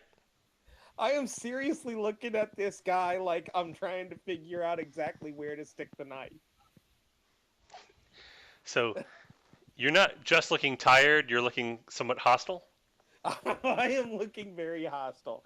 I am looking like I'm trying to figure out if I want to go between the ribs or just give him 8-9 jabs in the gut and see if he survives.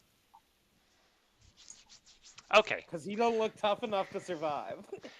Maybe I caught you at a bad time. Think about it. Think about what I've said. And seriously, don't believe anything you read on a screen. Well, nice dump. Have a good night. If you need me for anything, day or night, you can call me. All right. And I mean that. You can just pick up a phone and ask for me, and I'll answer. Because my clients are always listening. He gets his little Google Echo thing from off the desk. He pushes a button and the little LED ring turns off. And he waves at you and he leaves. More and more nut jobs every day. Well, fruits, nuts, and flakes. It ain't California without a good granola. So, the next day, you just go to school and do your normal thing? Yeah. Cool. I really do not want to be bothered. but at the same time waiting for the shoe to drop that's going to cause me to pick up the phone and say, "Get me Eddie." Okay. Go back to, a couple of I days go don't have by. that good a luck. A couple of days go by. Your boat doesn't explode Okay. yet. And 3 in the morning, there's a knock, a much less manic knock. Whereas before it was like, pap, pap, pap, pap, pap, pap, pap, pap. This one's like, tap, tap, tap on the door. Okay, I go and check again. It's a woman with dark hair in a red leather suit. Okay. Like leather red, like dark red, like burgundy. And it's like a blazer and leather pants and black boots. Oh, and she's got a necklace that looks kind of like a Maltese cross, basically. Okay.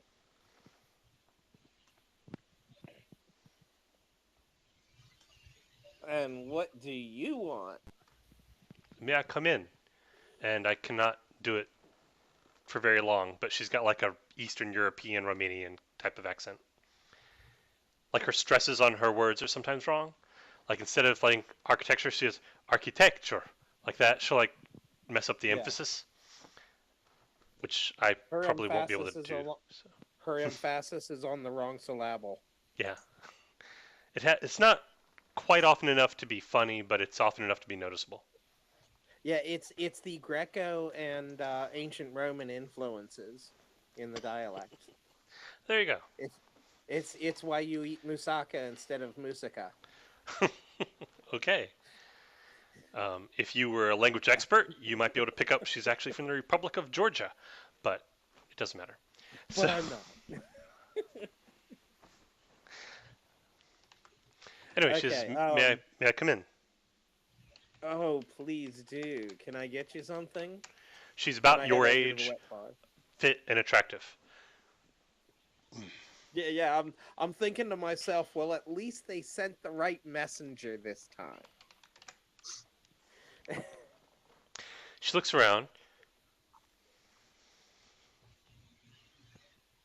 and you can kind of see that she's judging where you live, but she doesn't say anything about it. She goes, "It's come to our attention that you have abilities that are unusual. We would like to offer you a position of authority and respect, where you would be making the world a better place." You had me at position, but then you kept talking. Scotch? No, thank you. It's a bit early for me. 3 a.m.? Oof.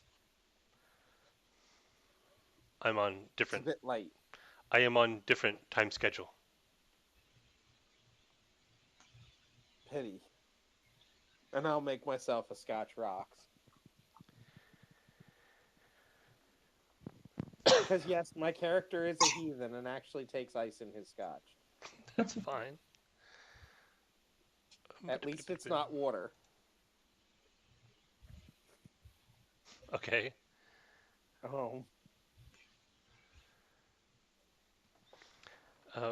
We can offer you security, loyalty, and in return we ask for loyalty from you.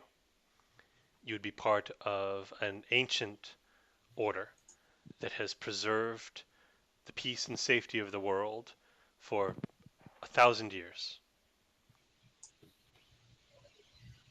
Are you interested? And you're with the little nervous guy? I am not understanding. Oh, a new player enters the game. You've been approached already. Have you already accepted? No. I suppose I if you don't had, you want wouldn't be nothing here. to do with any of this. All I want to Oh. do is find the Texan and get this thing gone. Texan.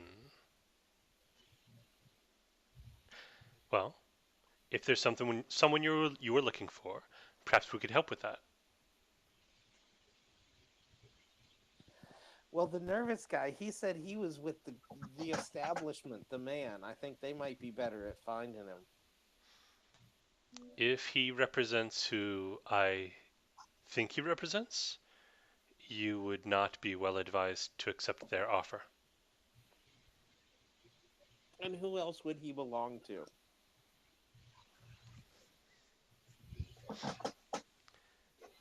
It doesn't matter. If his offer was attractive to you, then there's little that I could say to dissuade you. And if his offer is not attractive to you, then perhaps mine is and perhaps mine isn't. If you are he a offered person me of everything. honor, He offered me everything. did he The offer moon, the you? stars, the sky, power, women. Yes, I'm pretty sure I knew who he's with. So, we won't offer you those things. We would offer you a life of devotion to an ideal. Serious work with serious rewards, but not of the worldly kind. I mean, you will not suffer for luxuries, but that's not why we do it. We do it because it's the right thing to do. Because the world needs order and to be protected. And then who else is out there? That's not really why I'm here. Well, I mean, it's not like I'm going to jump on right away. I don't even know all the players in this particular game. I suspect you won't live that long, but it's really up to you, as we are so fond of saying, is your choice. So, if you're interested, she reaches into her jacket and she pulls out an envelope, like a business-size envelope, with a wax seal that is that same kind of Maltese cross-looking design. It's actually a cross with like a circle behind it, and so it's like a big-ass wax seal. It's like this big. I mean, the sealing wax candle must have been like 2 inches in diameter. Anyway, and it's a thick envelope. She goes, instructions are here if you wish to pursue this offer further. Or don't. It's completely your choice. Have a good night. But I will say this one thing in passing. If you decide to decline our offer, that's your choice. Not everyone who approaches you will be so understanding. Good night. And as she leaves, she goes, oh, the group I represent, the group I'm a part of, we call ourselves the Templars. You may have heard of us.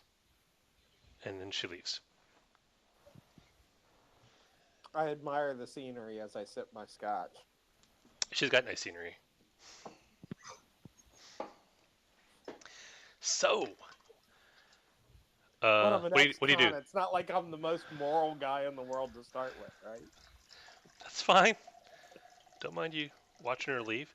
So, do you open the envelope? I'm just curious if you are curious about what's in the envelope. It's a thick envelope with a big wax seal.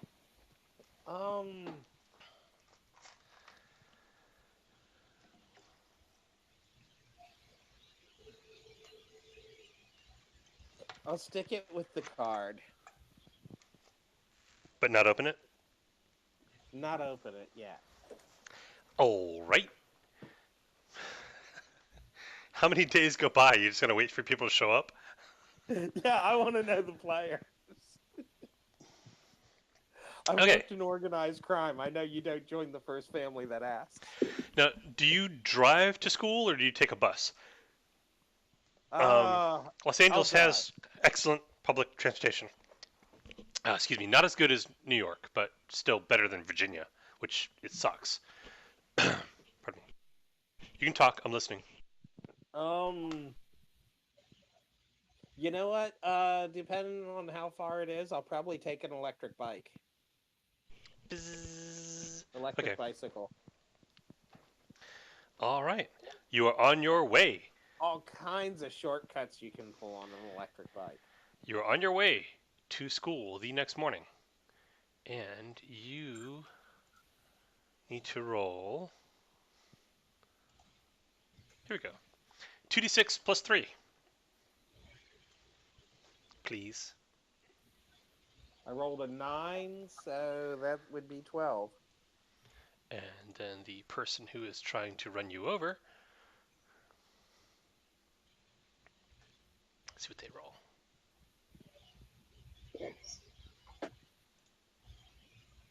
Ooh, they sucked. So, a large truck, let's say a garbage truck. Those are large and very sturdily made. A garbage truck tries its level best to run you over. It manages to knock you off of your bike, but not actually roll over you. And as you hit the curb, like spikes of crystal come out of your flesh and like coat the back of your body with this kind of like translucent purple blue crystalline material, and you like bounce and like skid along the pavement. And as soon as you come to rest, it all goes back inside your skin. The driver, that's handy. the driver of the garbage truck, like looks out the window at you, but it would be really inconvenient to try to run you over from the angle you're at and where the truck is, because it's a garbage truck. And getting out and like shooting you apparently is not in the plan. So the garbage truck just drives away. Okay, I do try and get a look at his face via the mirror. He is wearing a gas mask. Oh, goody. And a helmet. Ordinary Southern California wear. Yeah.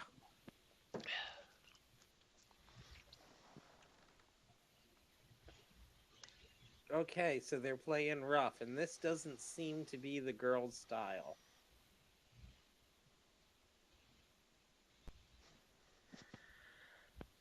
But I don't know for sure that this is Eddie's fault either.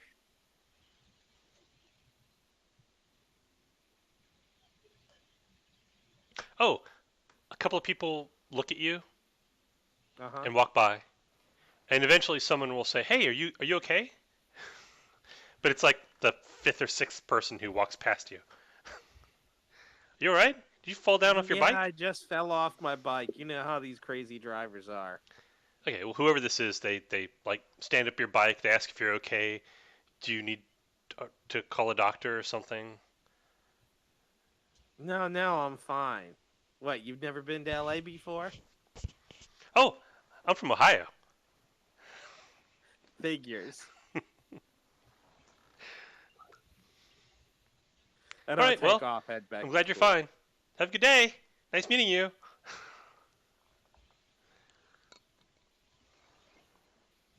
So then what? What do you do? Wait, get off That day, if I get a quiet time alone in the teacher's lounge with the phone, Mhm. I'm going to pick up the phone, get an outside line, and say, I want to know from Eddie if that was one of his guys. There's a click, and the phone is quiet for a minute, and there's another click, and it goes, "Eddie Doris, what can I do you for? Hey, Gas mask and helmet. You one of yours? Markman, the Savage Man. You gonna accept the job?" Gas mask and helmet. He one of yours? Mine? Not exactly, no. Then whose is he? He works for my clients. I'm the carrot, So he's a one stick. of yours. No. We don't work together, never met. I have nothing to do with him at all. But the goal is your cooperation. I'm the carrot, he's a stick. Wouldn't you much rather have the carrot? Eddie, tell your clients you are a much less appetizing carrot than the sweet potato that dropped by my place the other day. Oh, You don't want to get involved with them. I'm telling you, they're bad news. Your client is not encouraging me to trust them. You had days to decide. Days. They want you. They really want you. You should take it as a compliment. The amount of effort they put forward to try to recruit you. Don't you appreciate how valuable you are? ILM doesn't go this far out for everybody. They don't. I'm telling you, I know. No, I don't appreciate it. I don't appreciate it one bit.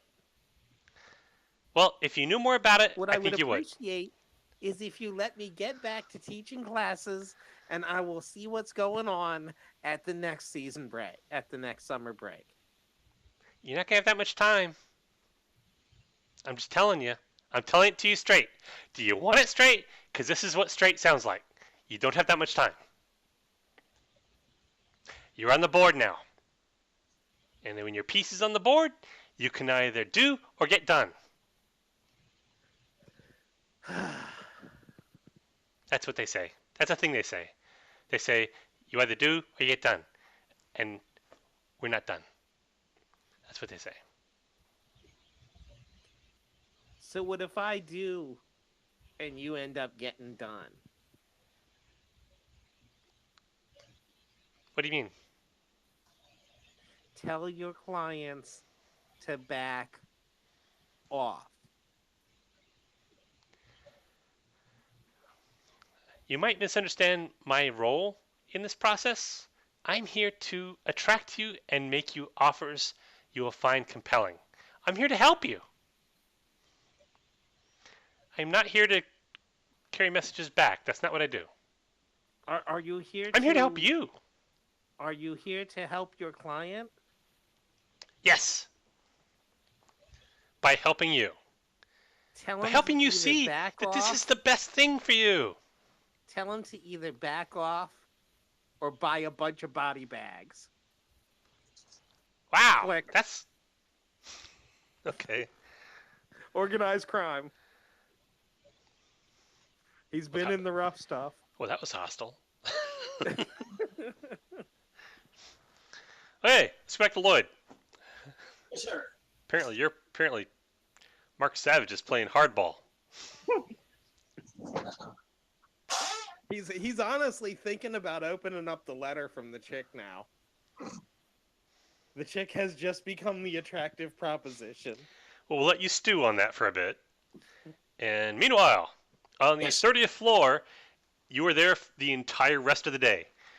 Everybody is taken off one by one, held in like a small room, which is an office in one of the corners of the floor, asked tons of questions by people in black outfits and gas masks, and other people in dark blue.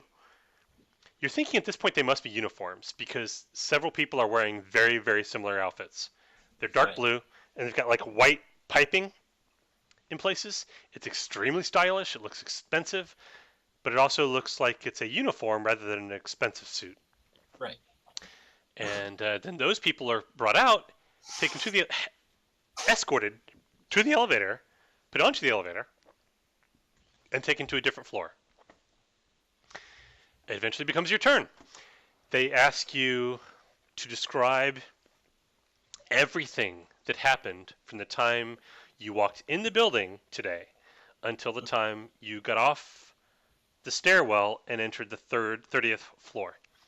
Okay. And if you leave out anything, or if they think you've left out anything, the woman who does all the talking, oh, it's a woman again, and she asks you to step up and repeat what you said, and she asks you, well, between this and this, what did you see? What did you hear?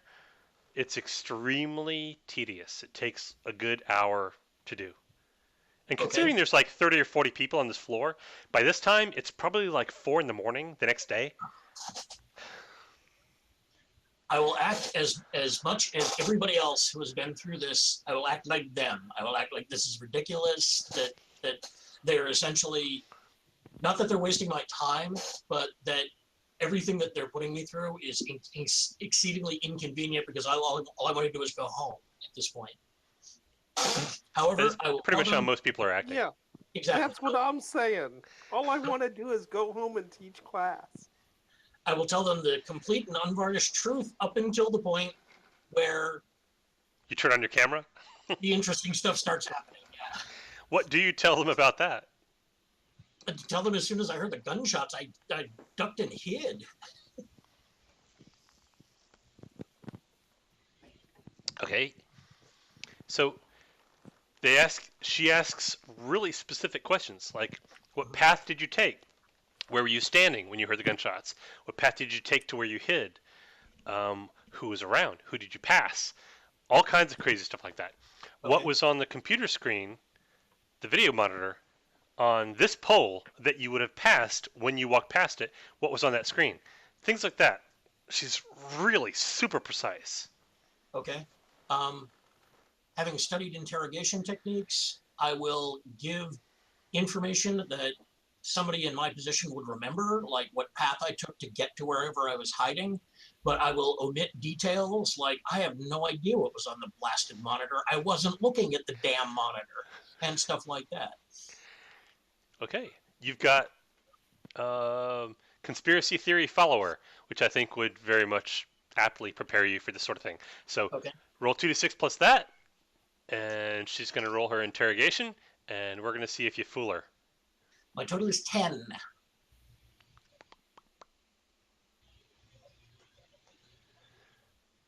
I'm waiting for my thing. There we go. Oh, shit. Okay, yeah, well, you rolled like double what she did. So she goes over the same things over and over again, and you think you're busted for a little bit. You think you're Right. busted because she's asking you to repeat things that you made up. Like 10 Okay. minutes later, she'll go back to it and ask you basically the same questions in a different way. So you think like, oh shit, she's onto me, but you I'll stick it play out. up. Like, what is this, deja vu? Didn't we just go through all of this information about 15 minutes ago? Well, apparently you weren't busted, and this is just what she does with everybody. Oh. She just happens to have picked that thing to go back to, and yeah, and eventually she says, "Thank you very much, Mr. Morgan. You've been a great help." Whatever the hell it is. Hang on. QBL. QBL Media appreciates your work and your professionalism, and that you've gone the extra mile, because we expect 120% from our employees, and you've given us that. This will reflect very well in your quarterly review. Thank you. And these gentlemen will take you to the waiting area. And a couple of guys in the black outfits and the gas masks take you to the elevator, put you in the elevator. They push a button, 31, and the doors close. Is the elevator under surveillance? Is there a camera in the elevator? Yes, there's cameras everywhere. Which Oh, button? here's something with the 10 I'll give you as well. There are cameras everywhere. There's little bubble cameras Right. everywhere. If they had actually pulled up the video footage and looked for you, they would have Yes. seen where you were, Right. which means either they're giving you a lot of rope to hang yourself, or they simply didn't bother looking for Okay. each person where they were, because this is kind of like second or third tier information they're getting now. Mhm. Eventually, it may happen that someone will notice that you were actually following the person around, the woman around. But if so, they haven't appeared to have noticed it yet. Okay. But yeah, there's a camera in the elevator. What button do they push? 31, Isn't that where I started from? 32 is where you Oh. started from. All right. Let's see what happens. On floor 31, more guys dressed in black with body armor and gas masks escort you off the elevator into a room full of other people who are basically just sitting on the floor in whatever chairs are available, and they gesture you to wait here, where you are under guard. But it's not like their heart's really in it. It's like 3 guys on this whole floor, and 2 of them periodically go back to the elevator when they hear it ding. So there's that. All right. A couple of questions. First off, is there some place in here that's got, say, an open network jack? Oh, there's tons of them. They're all over the place. Okay. And second off, have I been searched yet? No, they have not searched you. They've, again, this is like 3rd tier level. Just essentially there's a playbook they're going by, and with your conspiracy theory knowledge, you can kind of figure that out. That there's a procedure they're following for this, and it is interview everyone. But they're not searching you. They don't appear to think that you were actually involved, because they have lots of witnesses who said who did the shooting, Right. know how she got in, and where she went up until the point she left the building. So that's really not something they don't think they know. Okay. So they're not searching everybody. They did take your phone and you don't have that back, Right. but your SIM card and etc. Those are in your micro SD card. Those are still in wherever you put them, your shoe or in your ear or whatever. Okay. In which case, if they're not paying close attention to the people here, I'm gonna set a couple of noisemakers, annoyatrons, like underneath desks. Not activated, just but ready to go off as screamers. And then I'm just gonna find a spot to where I'm near a network jack and just wait and see what happens. You know, So by screamers, it's like a little piezo speaker with a watch battery or something? Yeah, ThinkGeek calls them annoyatrons. It's just a modified version of that. It just makes random noises. The only difference is I've modified them so that their command set off instead of just randomly they set off. So they make, they'll just make like, alarm noises or screaming noises or any kind of like weird, loud, distracting noise. Random chip tune, that random chip tune thing that they used to do. Okay. If I need a distraction, I'm ready. So there, you have put them under various desks or behind fire extinguishers or whatever, Right. and you're near one of the many network jacks, and you can actually be near a PC if you want to be. Okay. Because again, they're everywhere. All right, then if nobody stops me, I'll sit down in front of a PC and see if I can log into the thing. Make some rolls. Let's see. What would hacking? Because you got a computer-y, skilly sort of thing. Yes. Let's see. Highly skilled, but slacker network engineer. Operating it would be fairly simple, but you're trying to hack into it, so you need a 12 total. Well, 2d6 plus. first off, I'll see if I'm locked out. If I'm not locked, if I am locked out, then yes, I'll try and break in. Well, you're not currently logged into that computer, so Okay. you'd have to log into it. Are you using your own login? If so, there's no need to roll. You just log into it. Okay. But if you're trying to use somebody else's login, or I'll use it. Yeah, I'll use an anonymous login. then you need a 2d6 plus your hackins, and you need a 12 because it's pretty hard. Okay. I rolled a 14 total. Jesus! Wow! Awesome. Plus 3. That's great. Yeah, you are lucky, I guess. Okay. Most people aren't. And Yeah, wow. it just so happens you look under the keyboard and find a Post-it note Seriously, with I a- tell these people not to do this. with random series of letters and numbers and symbols, and you give it a try, and it works. So you're logged in as whoever this desk belongs to, who's gone home hours ago. And what are you doing? Looking around, seeing what else is going on the network. If anybody's like pulling down data off of the cameras, what they're using to cover up what's going on. Oh, with a 14, and you're a sysadmin kind of guy, I'll Mhm. let you start checking logs on the servers that house all the video feeds, Right. and you can see that there is somebody accessing one by one each of these video feeds, starting from this morning at like 9. And they're currently up to around 10:30. The shootings actually happened a little bit before lunch, so maybe 11:20. So Okay. they've got an hour's worth of video feeds to look through. But whoever's doing is doing it one at a time, and it's taken them almost like about 1/3 real time. So each video feed records for 20 minutes before it restarts or does the next segment, and it's taken them like 7 minutes to go through those. So Okay. they're fast forwarding. Whoever's watching them. Well, you assume. And with the 14, yeah, you get all that information.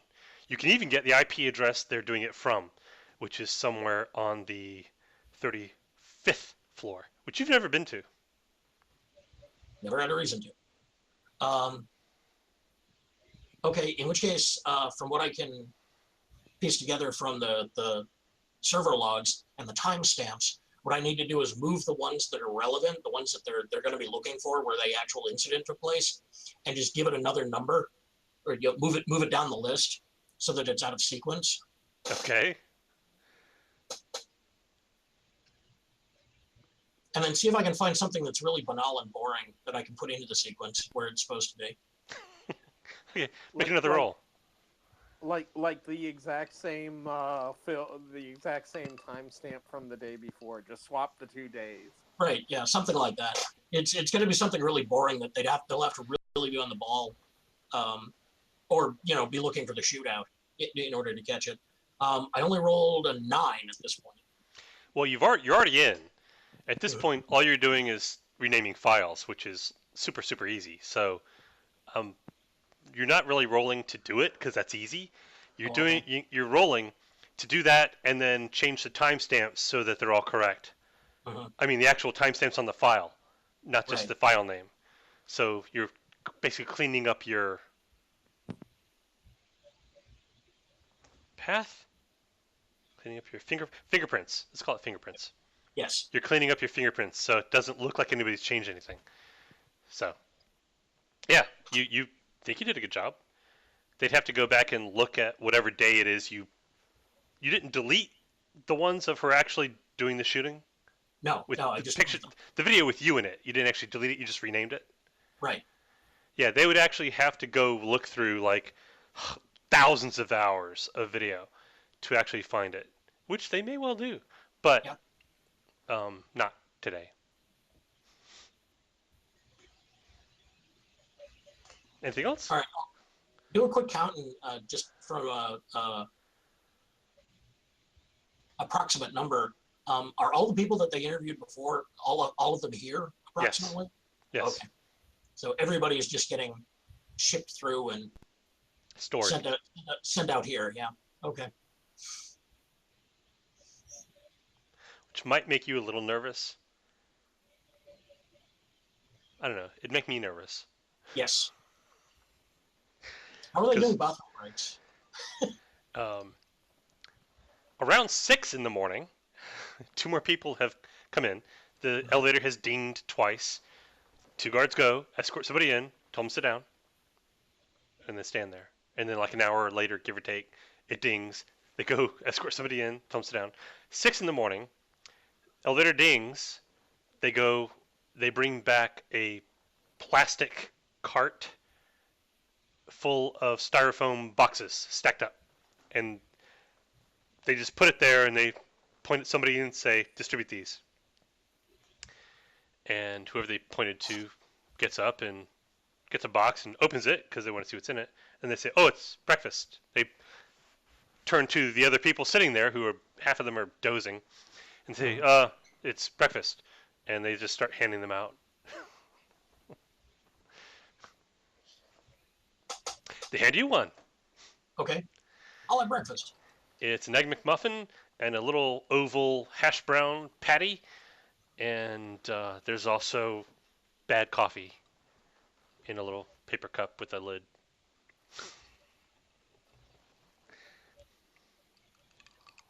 This floor have a acoustic ceiling? They all do. All right. And how are they doing bathroom breaks? Oh, people say they need to go to the bathroom, and by the time you get there, the guards don't give a shit. They're just like, go. Okay. They just gesture, go. Don't go near the elevators or the stairs. And they pat the rifle. And they're like, don't worry, I won't. Gracie. All right. I'm going to test something here. I'll go into the bathroom, sit down in one of the stalls, and wait. How I long? want to see how long it takes for one of the guards to come looking for me. A couple of people come in, a couple of people leave. 1 out of 3 washes their hands. You're in there like a good 40 minutes. Nobody comes looking for you, as far as you know. Oh, okay.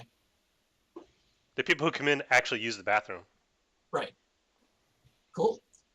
Wait for a couple more people to come in and out, and then I'll just follow them out. Okay.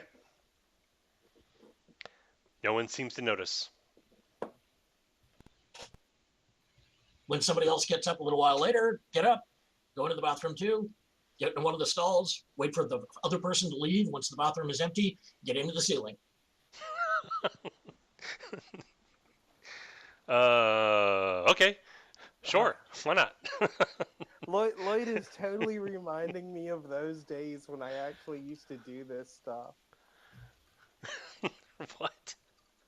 I got a Okay. gig running network cables in this office one time that got me access to the ceilings for an entire summer for just 2 days worth of work. And I never figured out what I was going to do, but every once in a while I'd run through their ceilings. Well, you've got, once you climb up, and we're just going to say you do. Once you climb up into the space between the acoustic tiles and the actual concrete ceiling, there's a Right. good 18 to 2 feet of space there. And there's pipes, some red, some not. And there's wires that the rails, the acoustic ceilings lay in Mhm. all over the place. A lot of the stuff up here cannot bear your weight. So you've got to be Right. kind of careful where you put your hands. Mhm. And some of the pipes are hot, Yes. but most aren't. Like 2/3 of them are not, and 1/3 is hot. And then there's also, every so often, like bolts, like big heavy bolts about this long, like about, say about a foot long, that are holding up these metal racks that like lots of cables and electrical wires and stuff are laying in. Cable runs. Those can definitely hold your weight, but you can't like fit in that space. You just like put a hand there and it'll totally bear your weight. Yep. This is what it And looks like every in the once in a ceiling. while is a network hub. And every once in a while there's a network hub. And there's a couple of like little wireless routers you run into from time to time, depending on how far you roam. So what's your plan up here in the ceiling? I don't know. I was just bored down there. Oh my god, it is me in my 20s. All right. So since I'm up here, splice into a network access up here. Essentially, you can do that. fake an IP address and get internet access. What I want to do is I want to take the SIM card or the memory card that I pulled out of my phone, use the Arduino setup that I've got that I'm carrying with me, essentially cobble together a way to upload the video data onto the internet. I don't imagine that's actually hard at all.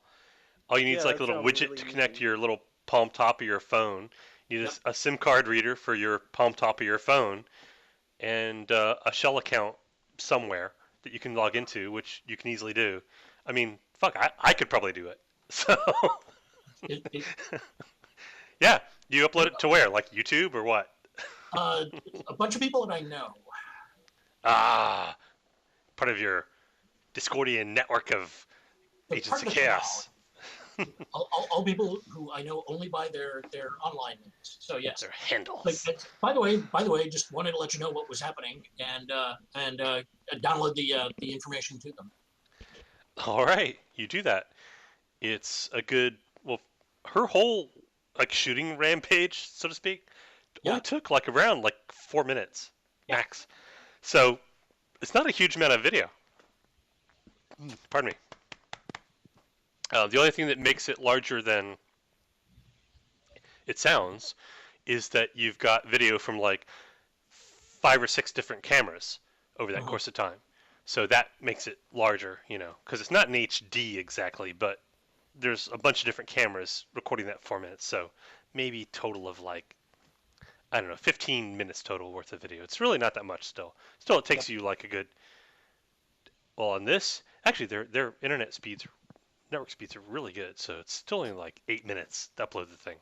I was going to say, it's a media company. Yeah, they've got really good network speeds. You're done. Bing. All right. Upload complete.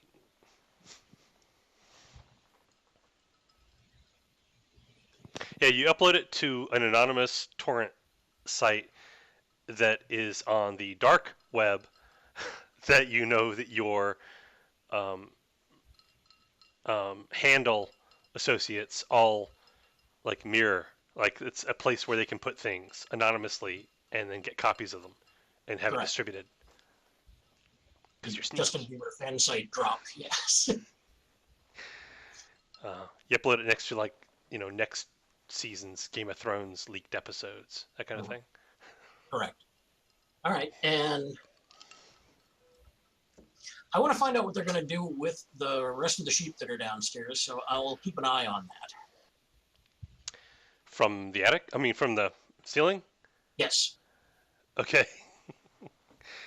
Crawling around in the ceiling. What would be like a good crawling around in the ceiling kind of role? Well, I'm just going to break into the video feed and watch them through the video. Well, I didn't even think of that. So, you break into the live video feed of the room where they're holding people. Okay. Yes. Holy cow. It takes like the rest of the day. People complain for a while, and then the people guarding them make it clear that their complaints are not being heard. And eventually people just wait.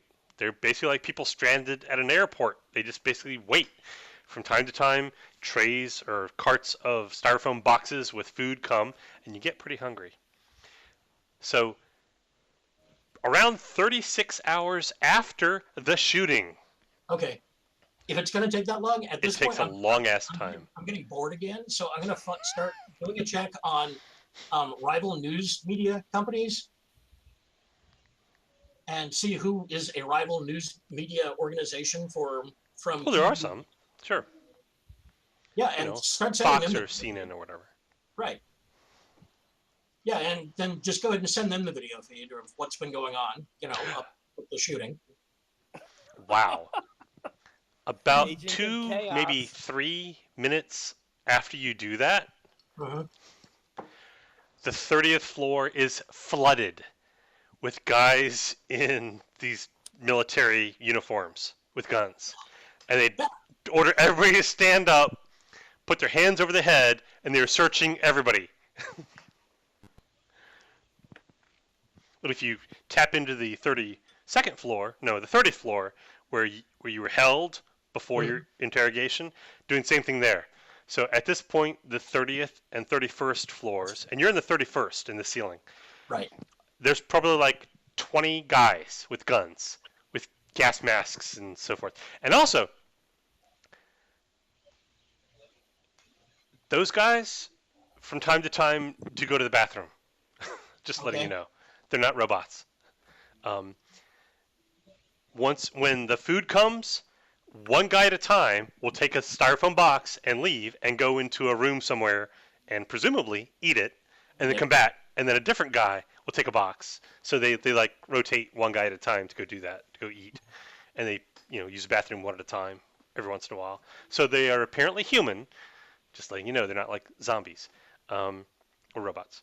So there's that. But there's like 20 of them now, and there are people in that kind of stylish uniform-looking suit, and they're just searching people, and they seem quite put out. Ah, Scientologists. That's what the guys in the uniform suits. That's what they reminded me of.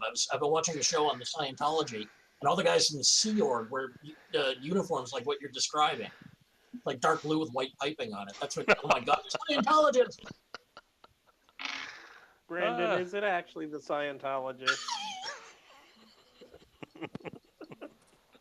I think it is now. I would not besmirch a real world religion, so to speak. So sort of. Yeah, we're talking about the Scientologists, not a real world religion. But anyway, all right, see what All happens. right, this is okay. What it was is it was down to a bet between L. Ron Hubbard and Robert Anton Wilson. It was a bet that they made while drunk, and Forrest J. Ackerman held the $1 each that they were betting. And it was who could make the stupidest religion that people would actually follow. And it was Scientology and Discordianism. There you go. Yeah. And that is a story that a close personal friend of Forrest J. Ackerman has told me before he passed away.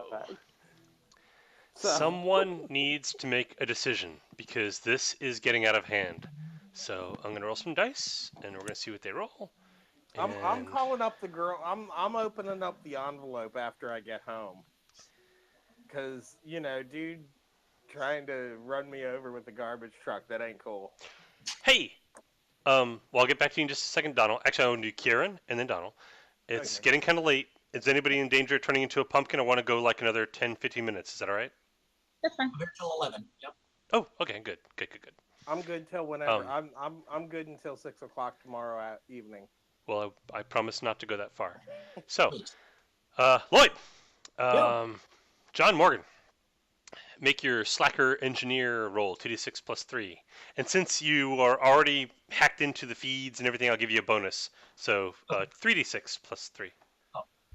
But you need to roll pretty well. 14. That is exactly what you need.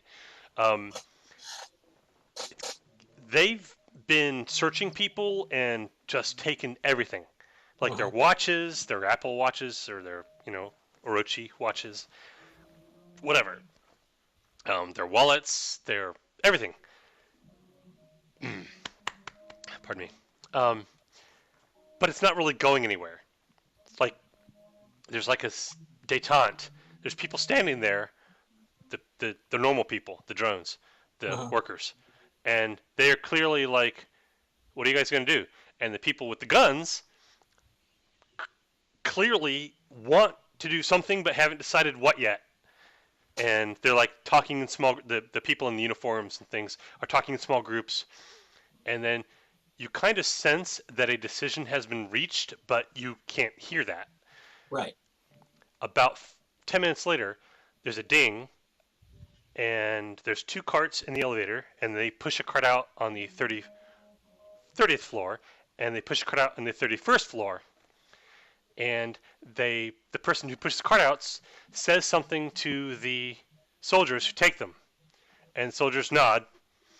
And this is the first time since you've been watching them that the first thing that happens is not one soldier takes a styrofoam box and goes and eats.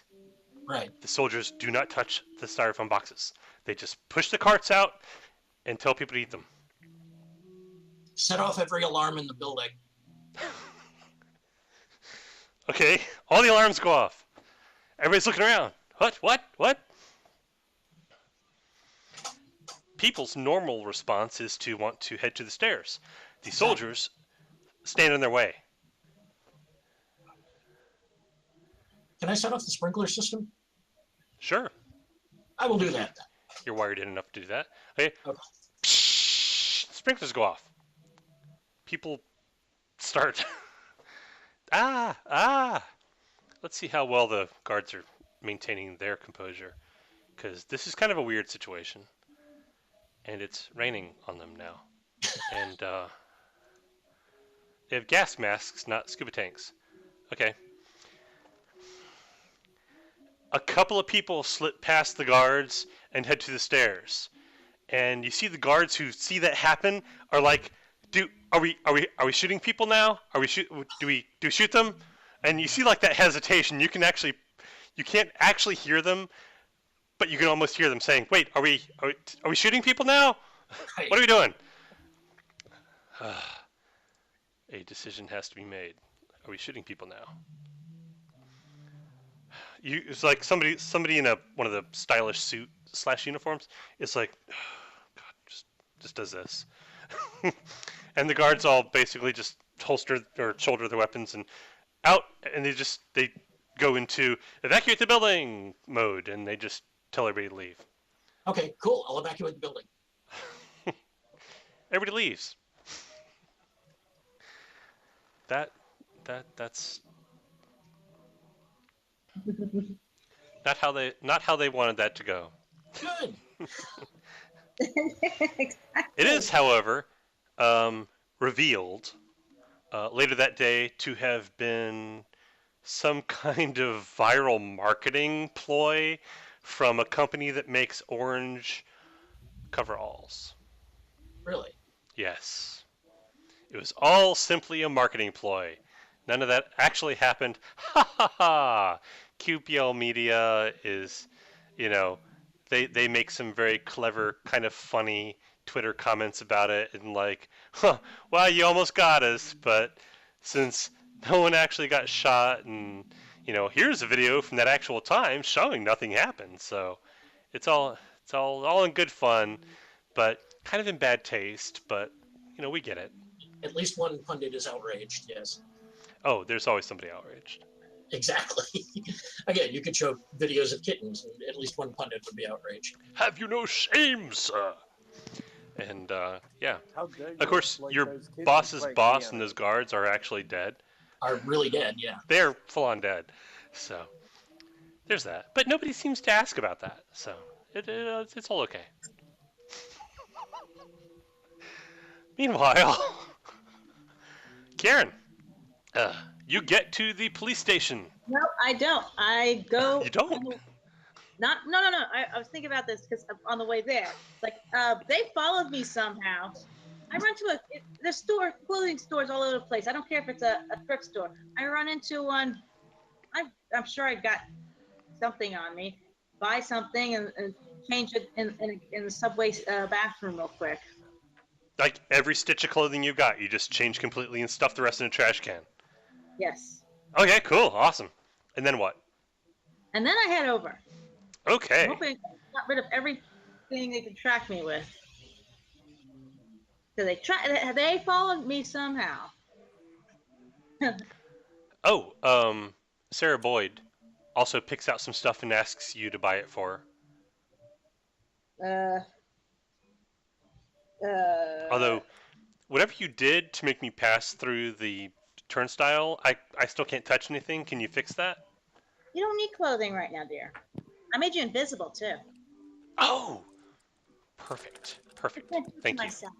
Thank you. Because really, I'm the one they want to kill. Yeah. Because I was the head of that cell. I am the only one who knows 2 other cells. That'll be useful. Yes. Heck yeah. Yes. So anyway, and then you go where and do what? All right. So now that I've got my clothes, now I'll go over to the police station. You get there, and you walk in, and there's a guy.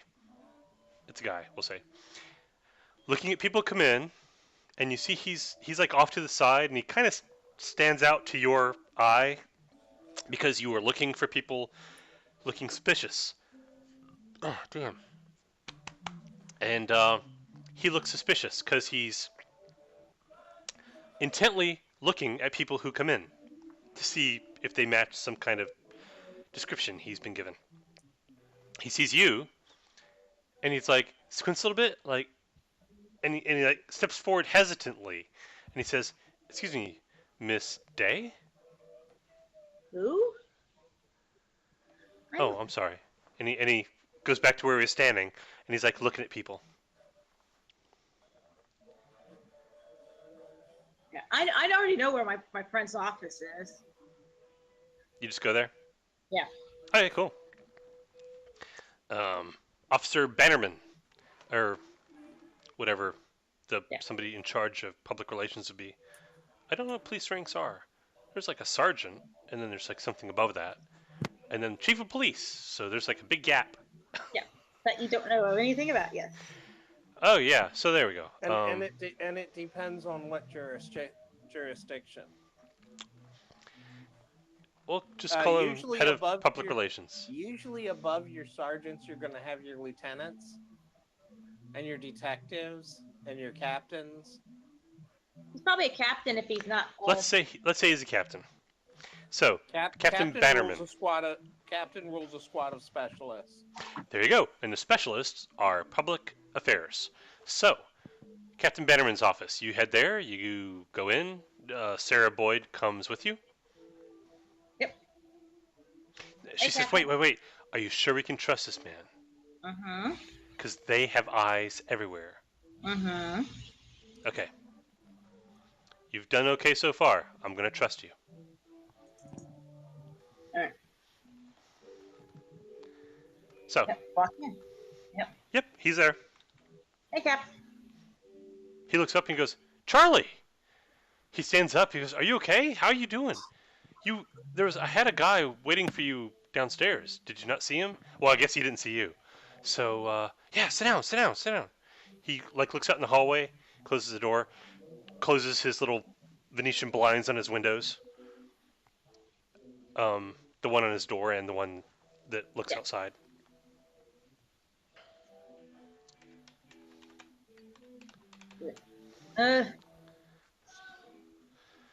It's apparently not a normal day today. Are you okay? Is everything all right? You said you were kidnapped. Yeah.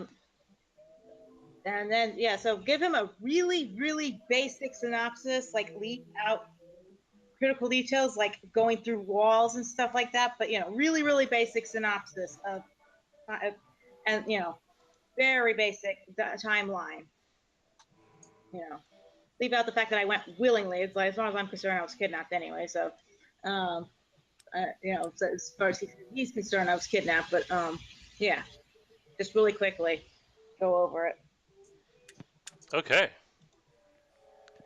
Oh, I'll even show you what it looks like. This is, Hey. Captain... Wait, if it's going to load. You going to load? Dude, come on. Why are you not loading? It's not loading. Never mind. That didn't work. Anyway. So you give him the whole spiel minus the supernatural bits. And the basic, really basic spiel. I mentioned and because they seem to have been following me they said they used me to follow the people who kidnapped me. I presumed it was not safe to stay in the area. Well, maybe they just followed the van. You said you took this white van, right? Yeah, but they said they were following. They said thanks to me. But hey, what do I know? They weren't police. I just needed to get away from that area and go to the police. No, you did the right thing, definitely. So, wow. Honestly, I'm not sure who to call about this. Yeah. Because whoever these people are, they're definitely dangerous. I mean, you said they just killed like a dozen people, right? So, do you have the address of this place? Would I have the address? I probably have a very basic idea where it is, at least. Okay, well, anything you can tell me. Here's what he looks like. Captain Bannerman. Yeah, give him anything I would know. Do I need to roll for that? Nah. He puts it in. He actually makes a phone call, and he tells them an address and asks to send a couple of cars to go investigate this address as reporting of a shooting. And then he hangs up and says, okay, I sent some cars down to look into it to see what they find. Then basically just does chit chat with you for a while. Ask how you're doing, what are you doing, how's your job going, how's your dad? And about a half hour later, somebody calls back, and he goes, okay, really, all right. And he says, so you said this was a florist? Yeah. Faces. He goes, yeah, florist. Okay. All right. Well, thanks. And he hangs up and he goes, yeah, Charlie, I got people there. They say there's nothing there. It's a florist, but it doesn't look like anything's happened. There's no evidence of anything being shot up. No. You mentioned you were up against the. They shot at the refrigeration units, right? Those are fine. There's no bullet holes. Are you sure? Did you have the address right? Maybe not. I mean, it was near this subway. You know. Sarah Boyd says they've gotten to him. He's one of them. Maybe that would be weird if they. How would they couldn't have cleaned it up that quickly. Would have been what, an hour? At this point, a couple of hours. Yeah. Sarah Boyd stands up and points her finger at him and says, "We know you're in on it. Confess. Say what's really going on here." Of course, he doesn't hear. Don't ignore me. She seems to be really quite upset. Yeah. Oh. What do you do? Oh. Don't know what to say, Cap. I don't know what to tell you, Charlie. I mean, do you want me to put a couple of uniforms outside your apartment, or?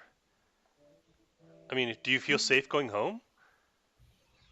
I'll probably go to my parents. Okay. Yeah, they're just over the bridge. Okay. Well, say hi to your mom and dad for me. I mean. Yeah. And as far as you said, there was these people who broke into the forensic pathology lab where you work, right? I gotta call. Yeah, they were apparently being taken care of already. Well, yeah. Well, they also said the guys I was just on the phone with said, yeah, there was no evidence of anything strange going on there either. You didn't come into work today, and they don't know why.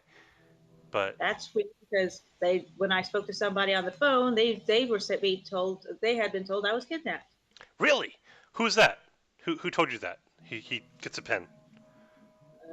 Yeah, he's a friend. Give him the name. Okay. He makes a call, and he reads off the name. He spells the last name, and he goes, right. The Valley Forensic Pathology Laboratory, so and so, Bronx. Right. You check in on that? Okay, great. All right, so we'll wait. He's like, I believe you, Charlie. I believe everything you're telling me. So we're gonna wait and hear back and see what they say. And about 10 minutes later, phone rings. He answers it. He says, "Okay. No, you sure it was?" And he reads the name off again. He spells the name. Okay. And that's all? Nothing else. Okay. Well, thanks. No. I appreciate it. I appreciate it. Yeah. Okay. Yeah. Yeah, I think you might be right. Okay. Hangs up. He goes, "Yeah, he doesn't work there anymore. He left the company like 2 months ago. So I don't know how he'd be there today. Okay. Apparently he moved to Singapore." Mm-hmm. I mean, according to the company. According to the company, yeah. That's interesting. And you're positive you talked to him earlier today? Spoke to someone who sounded just like him. Okay. I called his office number, or whatever number. Yeah. Have you been under a lot of stress lately, maybe? Work's been normal. Okay. Well, tell you what. Do you need a ride to your parents? I can have a car take you there. Yeah, the train goes right up to the stop down the street from them. Okay. I'll just take the Long Island train. You know that. No, that's fine. But I mean, if you wanted a car to take you there, it's not a problem. I'd be happy to do it for you. I know, and thank you, but these guys got better things to do. I appreciate that. You don't have to go now. I'm not kicking you out. You can stay as long as you want. Nah. If I go He's now, giving you, I don't know if it's clear from my role playing. Yeah. He's giving you the, I think there's something wrong with you, but I care about you and I don't want to freak you out kind of thing. Nah, if I leave he now, thinks- it's there in time to have dinner with them. Say it again. I said, if I leave now, I'll get home in time. I get there in time to have dinner. Oh, yeah, well, that sounds good. That sounds good. All right, well, I'll walk you out. And he stands up to walk you out of the station. All right. And he goes with you as far as like the entranceway, which is when he gets the other guy and he says, "Oh, this is her. You missed her." And he goes, "Wait, didn't I?" But Bannerman doesn't care. And he goes, "Well, it's really good seeing you, Charlie. Take care of yourself, all right?" All right. Thanks you. Okay. And he watches you leave, and he seems sincerely concerned. And as soon as you're out of earshot, Donna's like, "They've got to him. They got to him. I'm telling you. There's no way they could have cleaned that up that fast." They got to the people he spoke to. You need to be more careful. Are you sure you can trust your parents? I'm not going to my parents. Smart. Where are we going? Well, I think it's safe to go to my apartment and get my stuff. Oh, you can't go there. That's the first place they'll look for you. All right. Wait, am I still invisible? You're totally invisible. I can't do that. Somebody walks by and she goes, "Ah, ah, ah, ah," in front of them, and they just walk right through her. She's like, I'm still invisible. Why don't I go back to your place and pick up anything you need? Oh, wait. I can't touch things while I'm invisible. Man, it's not going to work. Nope. Okay, well, we can go, but you got to be careful, because I'm thinking that's the first place they're going to look. How about you be my lookout then? No one can see you. Yeah. So you go to your apartment, and there are people watching your apartment. It's not hard to spot. All right, don't go to my apartment then. Yeah. But they spot me? They don't spot you, but you spot them. All right. All right, then don't go to my apartment if I've not been spot yet. What do you do? Where do you go? Well, I'm not one of those girly girls, so I'm sure my wallet was in my back pocket the whole time. So, I don't know. Go. Let's see. Yeah, I'm sure there's some place I can, there's like hostels and cheap cheap hotels around in New York. Oh, here's something fun. But, while you're roaming around, you pass one of those many like electronics stores, and you pass a screen that's showing video of somebody in an orange coverall going through and then shooting somebody, and then there's other video of like lots of people dressed like the guys who shot all those people in The Florist, like the guys in the gas masks, right? Yeah. They're basically a bunch, like 10 of these guys aiming guns at people in an office somewhere. And you can't hear it, but they're showing the video on the TV, and then there's like a person with a smaller video, and they're basically talking about this, and under the caption it says, "Hoax." So there's that. That's fun. Let's go to Donald, because it's getting late. Yes, it is. You can figure out where you're going next. Donald, so you're at school all day. Okay, you nearly got run over by a garbage truck. You're at school all day. The students are sullen and unappreciative of the effort you put in. So it's a good normal day. of teaching. Wednesday. Yeah. And day ends. Your electric bicycle had one of the wheels got kind of bent in the accident, but you kick it more or less back into shape, so it's rideable. But it's it's like wobbly. You have to get it fixed for real at some point, but at the moment it's rideable. Yeah.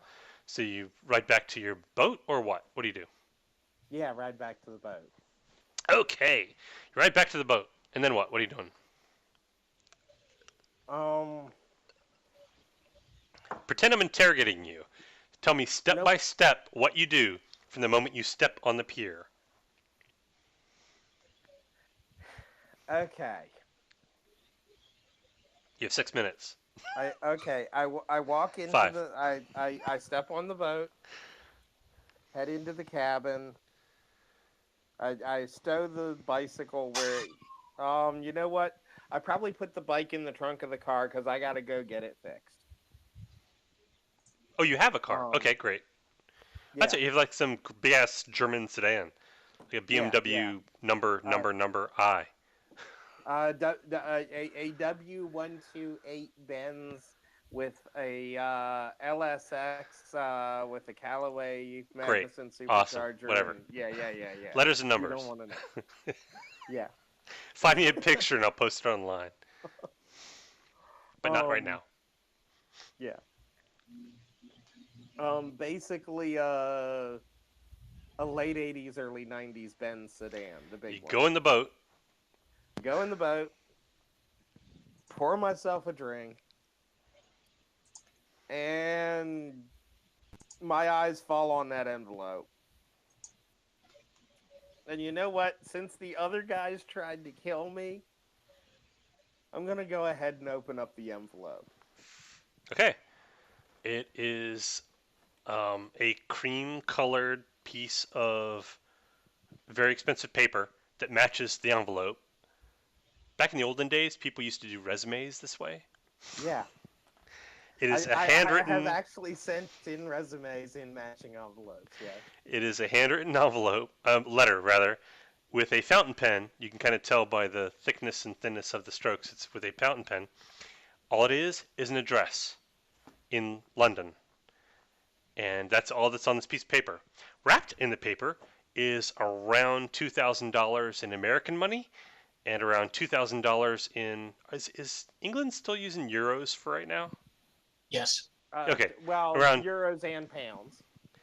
Well, it's about 2,000 euros and about $2,000 in large bills. Okay. And that's all that's in the envelope.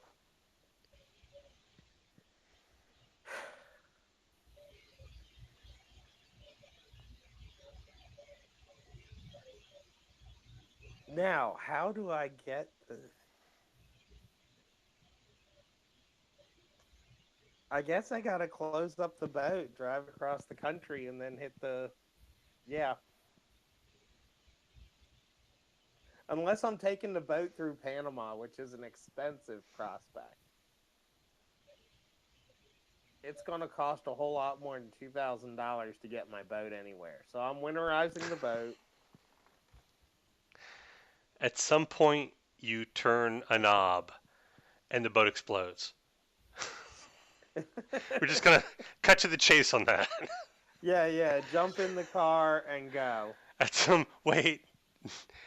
point, you're winterizing the boat, right? So at some point, you turn a knob or you flick a light switch or something, and the boat explodes and is blown into smithereens.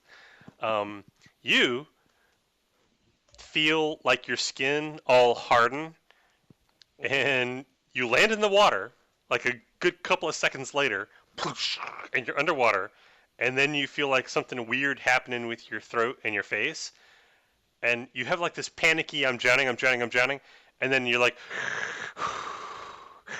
and you see like bubbles going away from you underwater, and you're like, oh shit, okay, I can breathe, awesome. Weird. Yeah, okay, yeah. Okay. I walk over to the nearest payphone. You get to a pier and climb up, Yeah. and when you get out of the water, like as soon as you get out of the water, it's like the stuff that was on you just kind of like goes back into your skin. Okay, that's weird. And you walk to a payphone, and then what? I pick up the payphone. Get me Eddie.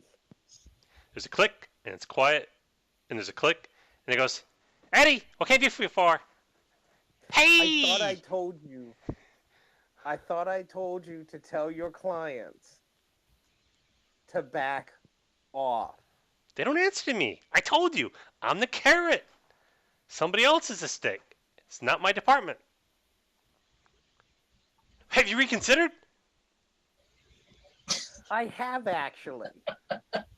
That's great news. Because I can tell you right now, you are lucky. We have a bonus incentive plan. We can set you up. I've reconsidered on killing you quickly. I want to do it slowly. Click. What? Why do all of our conversations end with him saying what and you hanging up? What?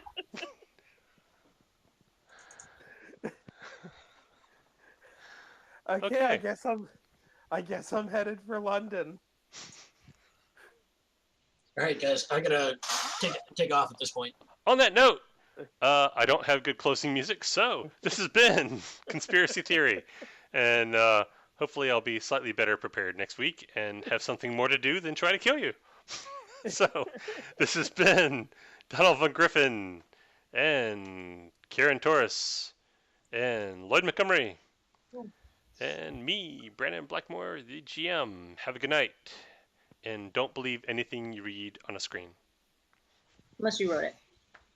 Then especially don't Maybe not even that. Especially if you wrote it. No, the Principia Discordia, wherein it is written, never believe anything you read. Oh, really? That's pretty Yes. funny. I thought I made it up. No, that is in the Principia Discordia. That's Robert Anton Wilson.